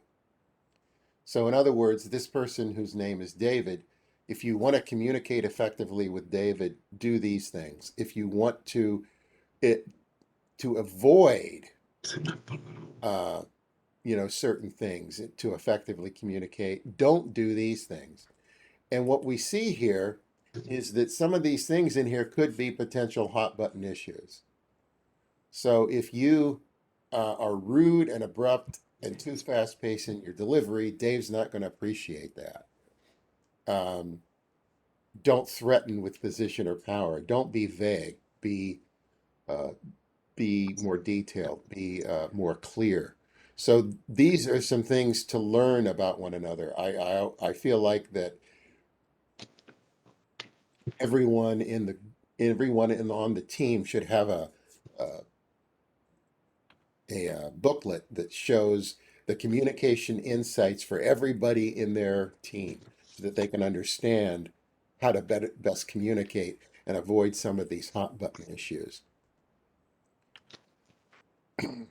Also, in order to prepare, be aware of past habits, things that you've noticed in the past about this person. Watch for skepticism. Um, change the game and bridge the gap. Power can be another real challenge, especially if there's sort of a power disparity. Um, look for ways to make it easy for the other person to say yes and manage your emotions and remain calm. Um, at some point, you may be called upon to facilitate a conflict situation. Now, this is different than the arbitrator or the mediator, because as we said, arbitration is not a way to get to that win-win. A facilitator is different. I'm a facilitator. Um, I've learned how to be a facilitator, and the facilitator has a very specific purpose. The facilitator owns the process, not the problem. Okay. A facilitator is called in when there are two people who have, own the problem. The facilitator does not own the problem, and they don't own the solution either. They own the process. They are the ones that help you get to that solution. In other words, they're the person who comes in and guides you to the top of Mount Everest. Okay. You and the other person are making that journey to the top of Mount Everest. You need the guide to help you get there. They assume a neutral role. They don't provide solutions. They might have tools to help you come up with a solution, but that's different. And my caveat here at the bottom is that I have trained facilitators before, a 16-hour course. So there's a whole lot to learn when being a facilitator, but there are a few things that I can teach you now that'll help you. As a facilitator, you need to understand that there are certain behaviors that are conducive to conflict resolution and others that are destructive to conflict resolution. I think we've talked a little bit about that over the last week. You need to be able to identify that destructive behavior. You need to, at certain times, check for agreement to be able to sort of measure the temperature. How are we doing here? Avoid the process battles. In other words, it's not so important that we identify how at this point. We're just trying to come up with, an outcome that is a win-win for everybody. And then we can lay out the how later. Continuously get feedback, echo. What do you think? What do you think? And then keep the group on track. As a facilitator, you should have certain expectations of the people you're helping. If they say they're going to do something, you need to be able to hold them to that. You need to be encouraging and positive about the outcome. You need to be able to deal with, accept, legitimize, and defer when necessary. Don't be defensive. There are going to be people who you're trying to help and trying to facilitate who will challenge you on a point, challenge your authority, challenge your technical expertise. Deal with it. Deal with it when it comes up. Use your body language and keep things simple as you can. One of the really effective means of getting things started on the right foot is to set norms. Have any of you been in a situation where at the beginning of the meeting, the person leading the meeting said, here are the rules of engagement. Here are the rules that we can follow. Okay. If you set expectations up front as far as the norms, the rules of engagement, it has a tendency to bring everybody to the table because now they know sort of what's expected. And if somebody is starting to violate one of those norms, it's a lot easier to sort of rein them in if they understand what's expected of them. And as the facilitator, you are within your right to lay out those rules of engagement. It's very useful for conflict situations. It says in the manual that it's created by the members of the group, and you can certainly do that. I would say that the facilitator should bring a set of norms with them and say, as a facilitator, this is my requirement for engagement. And then you can allow the members of the group to add on to that if they desire. But just the act of setting those norms mitigates potential conflict situations before they start. It happens over and over again. It really works well. I've facilitated groups where I've said, okay, we're going to talk about this here. We are not going to talk about that. Okay. And once you've laid that out, if the subject comes up, you now have the ability to say, okay, we said we're not going to talk about that. We're going to put that aside for the time being. We're going to focus on this. So in order to set norms, if you're going to let your group help you do that, you can ask the question, what behaviors and rules should we follow if we find ourselves moving into disagreement and potential conflict? And what can we do to ensure that we have a good debate instead of a heated argument? That gets buy-in if you allow them to have some say in what the norms are. So here are some sample norms that are typical in a meeting where you're trying to resolve conflict. We're going to speak one at a time. We're not going to talk over one another. We're going to look at each other when we speak and acknowledge valid points.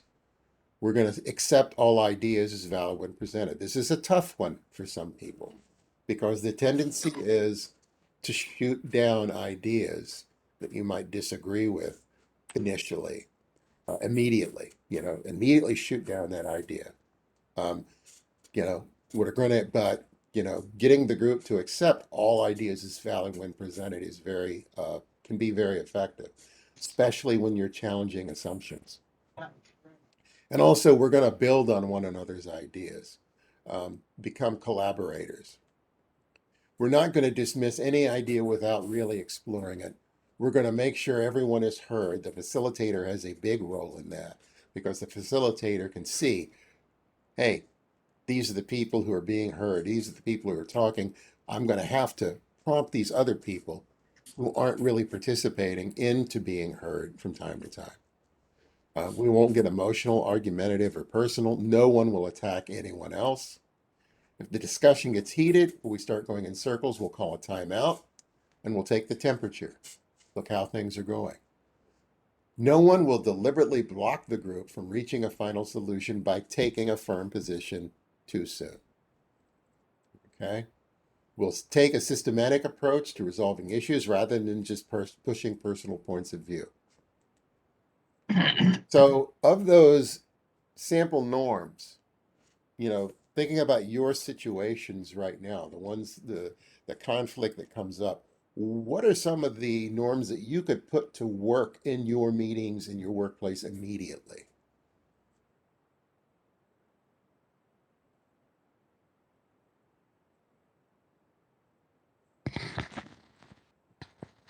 These sample norms, could you?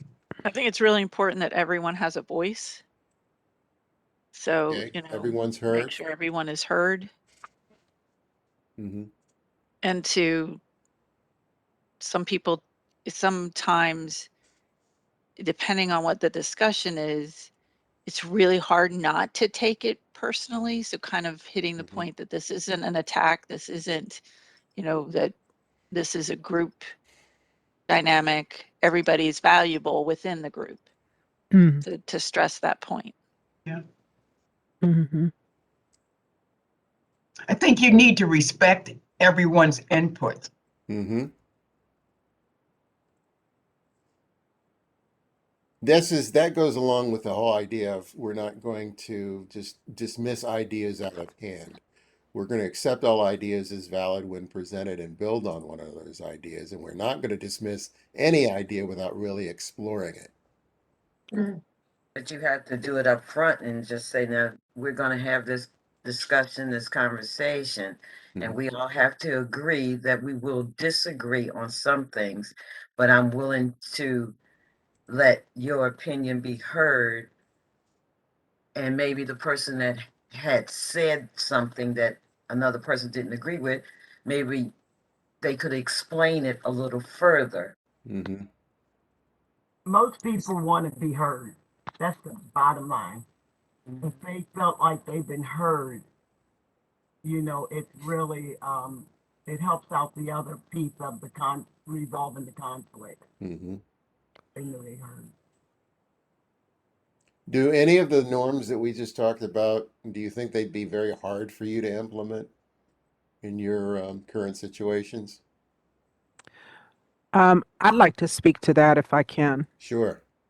I know that in our situation, there are times when, for instance, that not getting emotional, argumentative, and personal, Mm-hmm. and then that retaliation right then or later down the line, Mm-hmm. I think that they would really, I don't think, I know, I've seen it, that those things are hard to get people to understand that we're in this meeting and the meeting is not against you. The meeting is so that we can move forward and we can do things that will help us to grow overall, making everything beneficial to us all. There's, what is that? Somebody used to say, there's no I in team. Mm-hmm. So we're going to do the teamwork. Allow us to do the teamwork and don't sit and think that everybody's talking about you. I hate to say it, but you're not that important where everything revolves around you and you only when we're on this job. Mm-hmm. We're here to do the job. We're here to do the teamwork. Because if you don't have the teamwork, then things don't progress the way you would want them to, I would think. Personal opinion. So I just really think it's important that people know that it's not an attack on you personally. Hmm. Yeah, a lot of times people will take things like that personally, even if it's not intended. I Right. I spent my last 9 years of my career working for a R&D lab in Edgewood, and scientists and engineers tend to be really good at debating based on Yeah. their personal and their professional uh, backgrounds. The scientists, especially, because unless you had the PhD, they really didn't want to listen to you. So we often found um, that certain scientists could be very impersonal in the way they dealt with others and be very critical.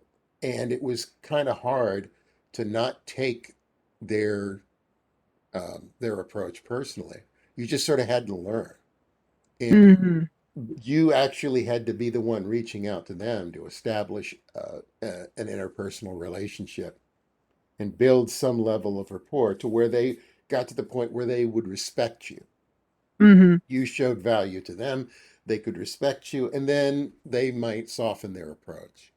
But yeah, there, especially in areas of high competition, you find that more argumentative approach takes precedent, and learning to navigate that. Hmm. I have a question because well, you were talking about competition. Hmm. Um, what do you do with people who are competitive about everything? Everything is a competition. Therefore, it stops the flow of work because everything is, I got to win this, and to the point that at times I go, what are you trying to win? Because we're supposed to be working together.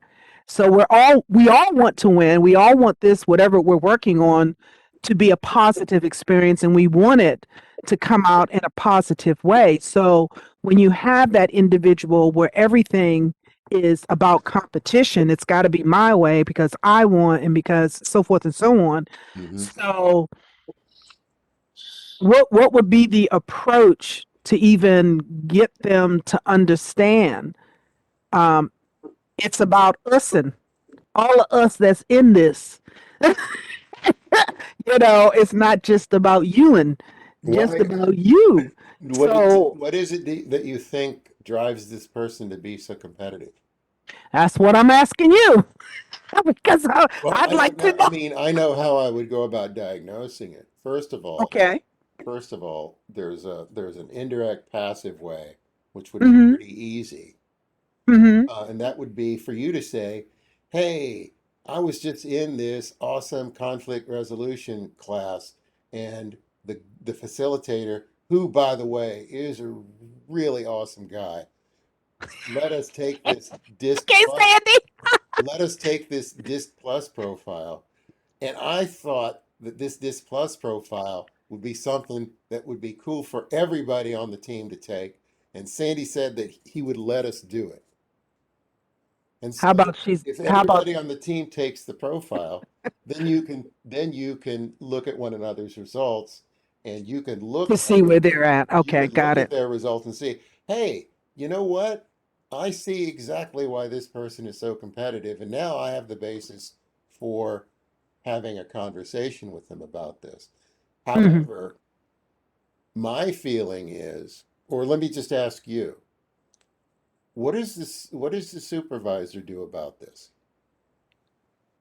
Is this something? I'll talk to you offline, Sandy. What? I'll talk to you offline. Okay. Because to me, that would be the thing. You could reach out to them and you can have these conversations, but it would be nice to have the supervisor's support, and it would also be nice for the supervisor to have that conversation with the individual and Mm-hmm. say, look, this is why this is an issue. But definitely, I will offer this to everyone here. There are other people in your organization who haven't taken this yet, who would like to take it. Go ahead. I offer this as part of my service to the WIOA partners. So, uh, let if you've got other people on your team who want to take this, who, go ahead. Okay. Sandy, I have a question. Yeah. So, we're into COVID for multiple years now, and I'm seeing both personally and in other, at the store or out in public, Mm-hmm. that these conflicts that didn't exist prior or not as frequently as pre-COVID Mm-hmm. are now things that I never thought I'd see. Mm-hmm. Um, and it's like that has to be accounted for. How I know patience, understanding, but not, the person that is going through a personal stressor that isn't necessarily obvious to those around them Mm-hmm. for whatever that's hidden, um, can be blindsided by a reaction that pre-COVID would have never happened versus now people are so fractured by personal situations or be it family or themselves. There has to be a way to kind of take that into consideration. Mm-hmm. So, what could be a norm that you could add to the list that might address that? Just acknowledging it. Mm-hmm. Acknowledging it in front of the group that we all have situations that not everybody is privy to, not everybody knows about, Mm-hmm. to keep that in mind when either someone says something and you react to it, or why someone says something. I think that is really sound advice. Um, there there there should be a COVID norm, essentially, that acknowledges that our environment has evolved in an extremely in a way that it almost encourages conflict. We're more polarized right now than we ever have been. We are all on edge, especially in what we do, because we're trying to help people get back to work. We know that uh, there are people who have the attitudes toward work have evolved dramatically in the last 2 years. So yeah. My daughter called me this morning, and I've got a granddaughter who'll be in kindergarten next year, and Cecil County Public Schools just announced that there won't be any more snow days because they've had already used up their snow days allotted for the year. So it'll be, you'll get on the computer. So my daughter is already looking for the problem, Mm-hmm. and her daughter is in kindergarten next year. She's got, it says like it may not happen, but it's like my daughter's already kind of looking for that fight Mm-hmm. about, snow day versus working on a computer for a 5-year-old in kindergarten. So it's kind of like, don't have that fight yet. That's a waste of your energy. But, you know, she went there. I Yeah. was like, you really don't need to go there yet. But people are doing that. They're looking, not, I wouldn't say she's looking for a fight, but the fight seems to come more quickly to some Yeah. people versus other people. And it has Yeah. a lot to Thank do you. with, Thank you for re-emphasizing that. I appreciate that. We are entering the home stretch here. We've got about 15 minutes left. Um, if you this here is what I'm showing you here is a technique in order to gauge the temperature of the room, because a lot of times if you don't hear from everybody, you really don't know how people feel. And to take the temperature of the room, you say, scale on a scale of 1 to 5. Are we really making meaningful progress? Are we dealing with the right issues? Are we being totally honest and open? And are our solutions really innovative and generate major improvements? And you can get a feel from the room. as to where that is. I try using these now because it essentially um, short circuits a very annoying propensity that some people have to act like that they agree with it in the room, but actually don't, and then they leave the room and they try to short circuit what you're doing. If you get them to be honest, I try to go around the room, say, hey, on a scale of 1 to 5, where are you on this issue? And if all you're hearing during the discussions is 4s and 5s, it's really nice to be able to hear a 2. Because then you say, okay, well, why? What's it going to take to get you to 4 and 5? Otherwise, you might not even hear from them during the meeting. So, yeah, definitely taking temperature from time to time is going to be a real powerful tool for you to use. Now, go ahead. Okay, I thought I heard somebody asking something. So,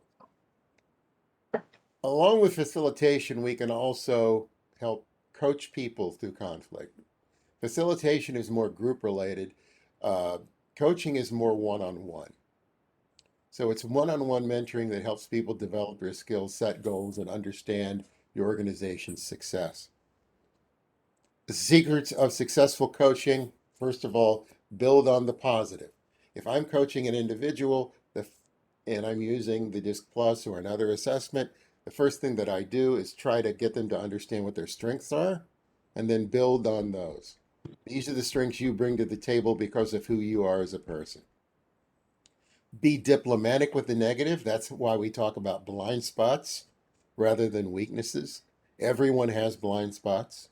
Um, Never ever yell or lose control of your emotions when you're coaching someone. Um, Make eye contact, use supportive body language, acknowledge what the other person's saying or feeling, and use, again, open ended questions to probe. Um, so, as the coach to an individual, you are conducting a real balancing act here. So you're helping the individual uh, in their desire to achieve their personal goals, but you're also trying to keep a good relationship. Sometimes the two can be at odds, especially if you've got to, be tough, with the individual and help them through some real tough points.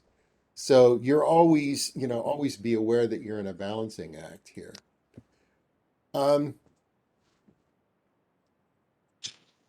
I would like for you now to, as we move towards the end here, on talking about managing our emotions. Think of a difficult situation, and we can talk this out. We don't necessarily have to do this. Maybe if you'd like to do it on your own in the manual, that'd be fine at some point. But right now, come up with a provocative situation that would make it very difficult for you to manage your emotions. And then tell me what I expect from the other person and how can I take responsibility and control of the situation. So tell me about a provocative situation that might come up where it would make it tough for you to manage your emotions. The first thing that comes to my mind, Sandy, is for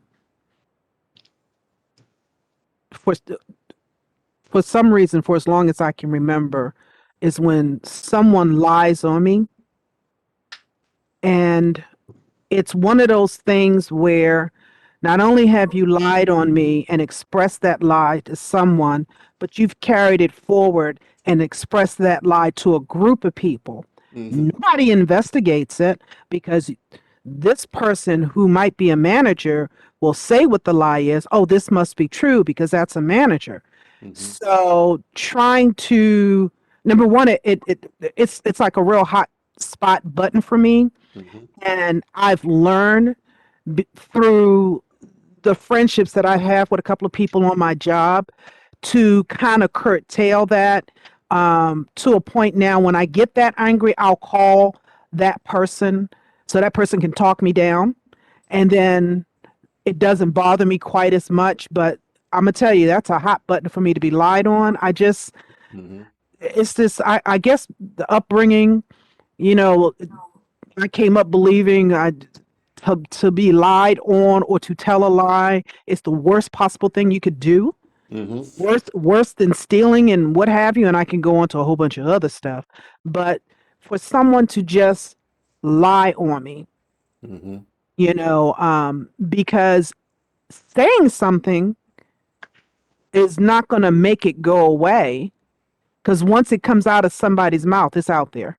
It's not a whole heck of a lot you can do about it. I had people say to me, why don't you just go and confront that person?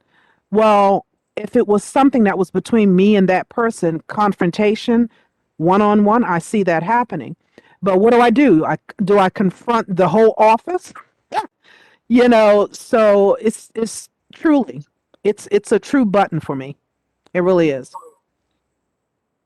And the only thing that I can think to do in reference to it, and what I have been doing, is that actions speak louder than words. Sooner Mm-hmm. or later, you're going to find out it was a lie. Mm-hmm. Sooner or later, somebody will see and or recognize. You know, does it happen sooner? In my experience, it hasn't been sooner. It's always been late, late, late, well late. So but it's definitely a button. Thank you. Thank you for sharing that. Does anyone else have a provocative situation that's very difficult for you and how you take responsibility and control of that?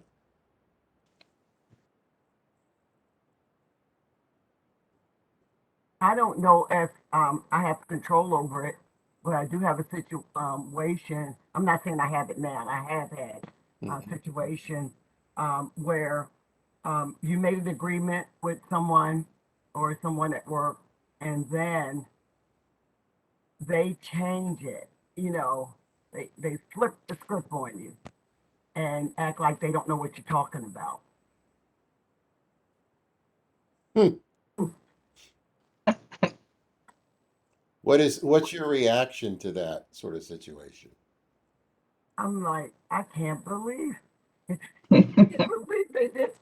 They acting like they don't know. So I'm just looking at them, sideways, cross-eyed, and in disbelief, and um, you know, temperature rising Mm-hmm. Mm. because I felt like we had an agreement and they reneged, and I don't know. What are some, have you thought about ways that you can take responsibility and control of that situation? Well, I'm not going to embarrass them in front of who they doing it with. I'll maybe to the side, take them to the side, later and talk to them about, we had this agreement. Then you went in this meeting and said, act like you didn't know What anything about about what it. about the how clearly do you two communicate with one another? Normally good. Mm-hmm. Well, see, in situations like that or any type of agreement, I always send an email confirming what we discussed. You are reading my mind, honey. I was just getting ready to say the same. That's something that my coworker taught me.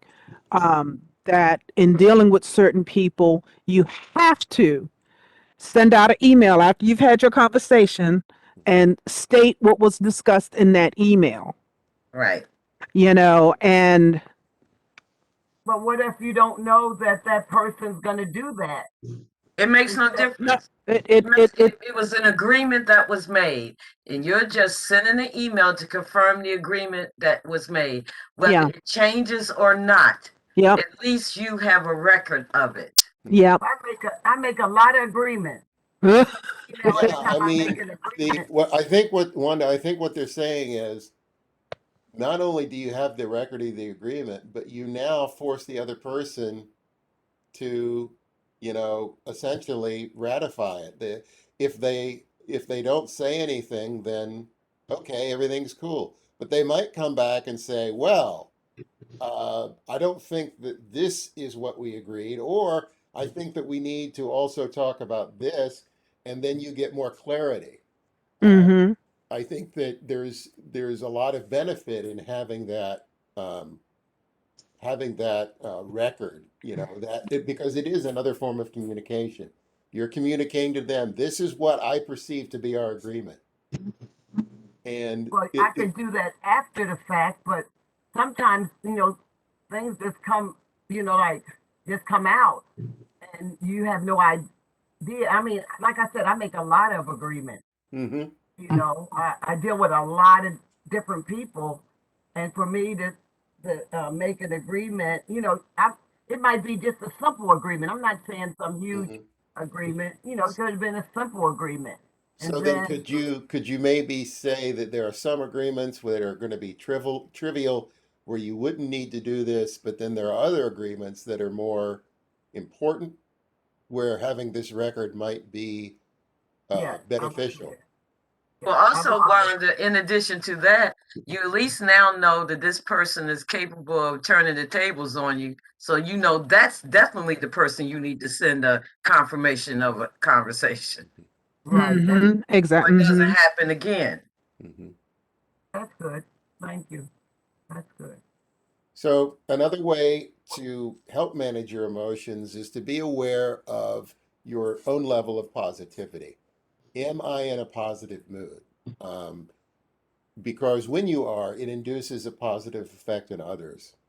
Find everyday uppers, and by uppers, I don't mean narcotics. Um, be helpful, be kind. And now we're going to run through some things here that I would like for you to use as just a resource. These are all listed in your student manual, so I'm not going to elaborate on them a lot. But here are some steps for dealing with upset people. Okay, uh, the thing that I would really hope that you get on here and make a connection with is to show genuine care and concern and listen. You're establishing rapport. You're showing empathy. Give them space to vent because a lot of times just getting that out of their system helps them deal with their upsetness and the things that are making upset themselves upset. Um, as I say, express empathy. Learn how to put yourself in their shoes. Um, dealing with difficult people. Maintain a friendly and professional attitude. Calm the person by questioning and verifying that you understand.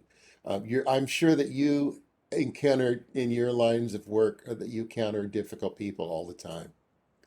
Um, try to keep the person focused on the problem at hand. Um, dealing with angry people. Again, listen and ask questions. Apologize. This is a personal pet peeve of mine. I know I've been um, a real pain in the ass to the company that gives us our solar panels on our house because they've been messing around with us for about a year and a half on something. And every time I call their customer support, I'm angry because they say they're going to deal with it and they don't. So they always apologize and then they proceed to go and just uh, not fall through on what they say that they're going to do. So I'm still in that with them. But right now, they have to deal with me as an angry person. And usually it's a new person dealing with me because I'm not dealing with the same customer service person every time. They're thinking, why is he so angry at me? I've never talked to him before. Well, the 10 people that I've talked to before tell me the same thing. And I feel like I'm in a perpetual do loop.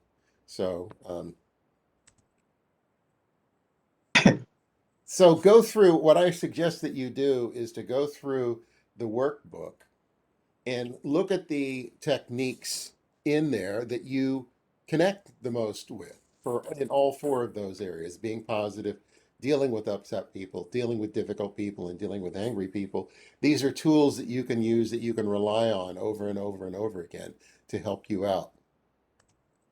Oh man, it's high noon. It's 12:01 and we've reached the end. I am shocked at the precision for which we have done this. Does anyone have any questions? No, I just think you did a pretty good job with this, and I appreciate all the feedback for the other participants. I thought it was really well done. Thank Thank you. you. Thank you, thank you, thank you. Yes, I agree. Thank As you I've very said much. in I some of appreciate these workshops, and it's just quiet as a mouse, and nobody says anything. Really impressed. So So, for a small fee, you can invite us all back and we'll just be in the background for this interaction if necessary. So I appreciate the kind words. Does anyone have any question about what we covered? I'd like to No. send you a email to request to go over my disc. So Oh, I'll do okay. that. Yeah, I've done that once, and I've got one scheduled for next week, and I'm happy to do that again to go over your disc results, disc plus results. It's real fun. It takes about an hour, uh, depending on how how much you want to discuss. Um, I'm asking you a favor. I'm going to send you a link. I sent this link to everyone who I was in previous classes with me already. I joined a service that essentially sends me leads, and part of that service depends upon the feedback that people leave for me. So I would like for you to post a review of what we've done here. Some of you have already done it, but I'm going to send you the link afterwards here. So, and I would appreciate it if you would go on there and describe what it was like working with me in this setting. Um, again, I really appreciate that. Um, Again, I'm going to refer you to some of the previous workshops that we've done that reinforce this. The power of questions. I'm going to send you out that list of questions to use as a resource. But refer to that. Refer to the emotional intelligence workshop to learn more about managing your emotions and more again on communication skills. And this year, Joan wanted us to offer the same workshop twice, but I talked her out of it. Rather than offering this workshop again later in the year, when I came up with this curriculum, I found another curriculum that I thought was very complementary. And so she agrees with me. So later this year, I'm going to offer a very similar format, probably 2 consecutive Fridays, that focuses on mastering the art of dealing with difficult people. So this is a sort of a part two to the conflict management and resolution. We're going to focus that on dealing with difficult people. And I'll probably be looking at doing that in the April or May timeframe. Um, and I will send you, all of you, since you participated, I will give you notice about this directly so you won't have to hear it from your organization. I'm going to go both ways. So I believe we are done. Yes. Oh, So thank you. I know it's lunchtime. Uh, so again, if you would like to schedule a one-on-one with me for your Disc Plus, if you've got any questions about this that you'd like to talk about, just go ahead and email me or call me. And otherwise, thank you for your participation. Thank you for listening and being active and carrying on the discussions and making it look like I know what I'm doing. So, Thank you, Sandy. Thank you. Thank you thank so you. much. yeah, All Thank job right. you. well done. Andy. Have a Thank you great very weekend. much. Enjoyed it. You You too. too. Bye-bye. Thank Bye-bye. you. Everyone enjoy their day and be safe. Thank you, Sandy. We'll Thank be in you. You touch. too. I think I enjoyed it more this time than the last time. Good. I like to hear that.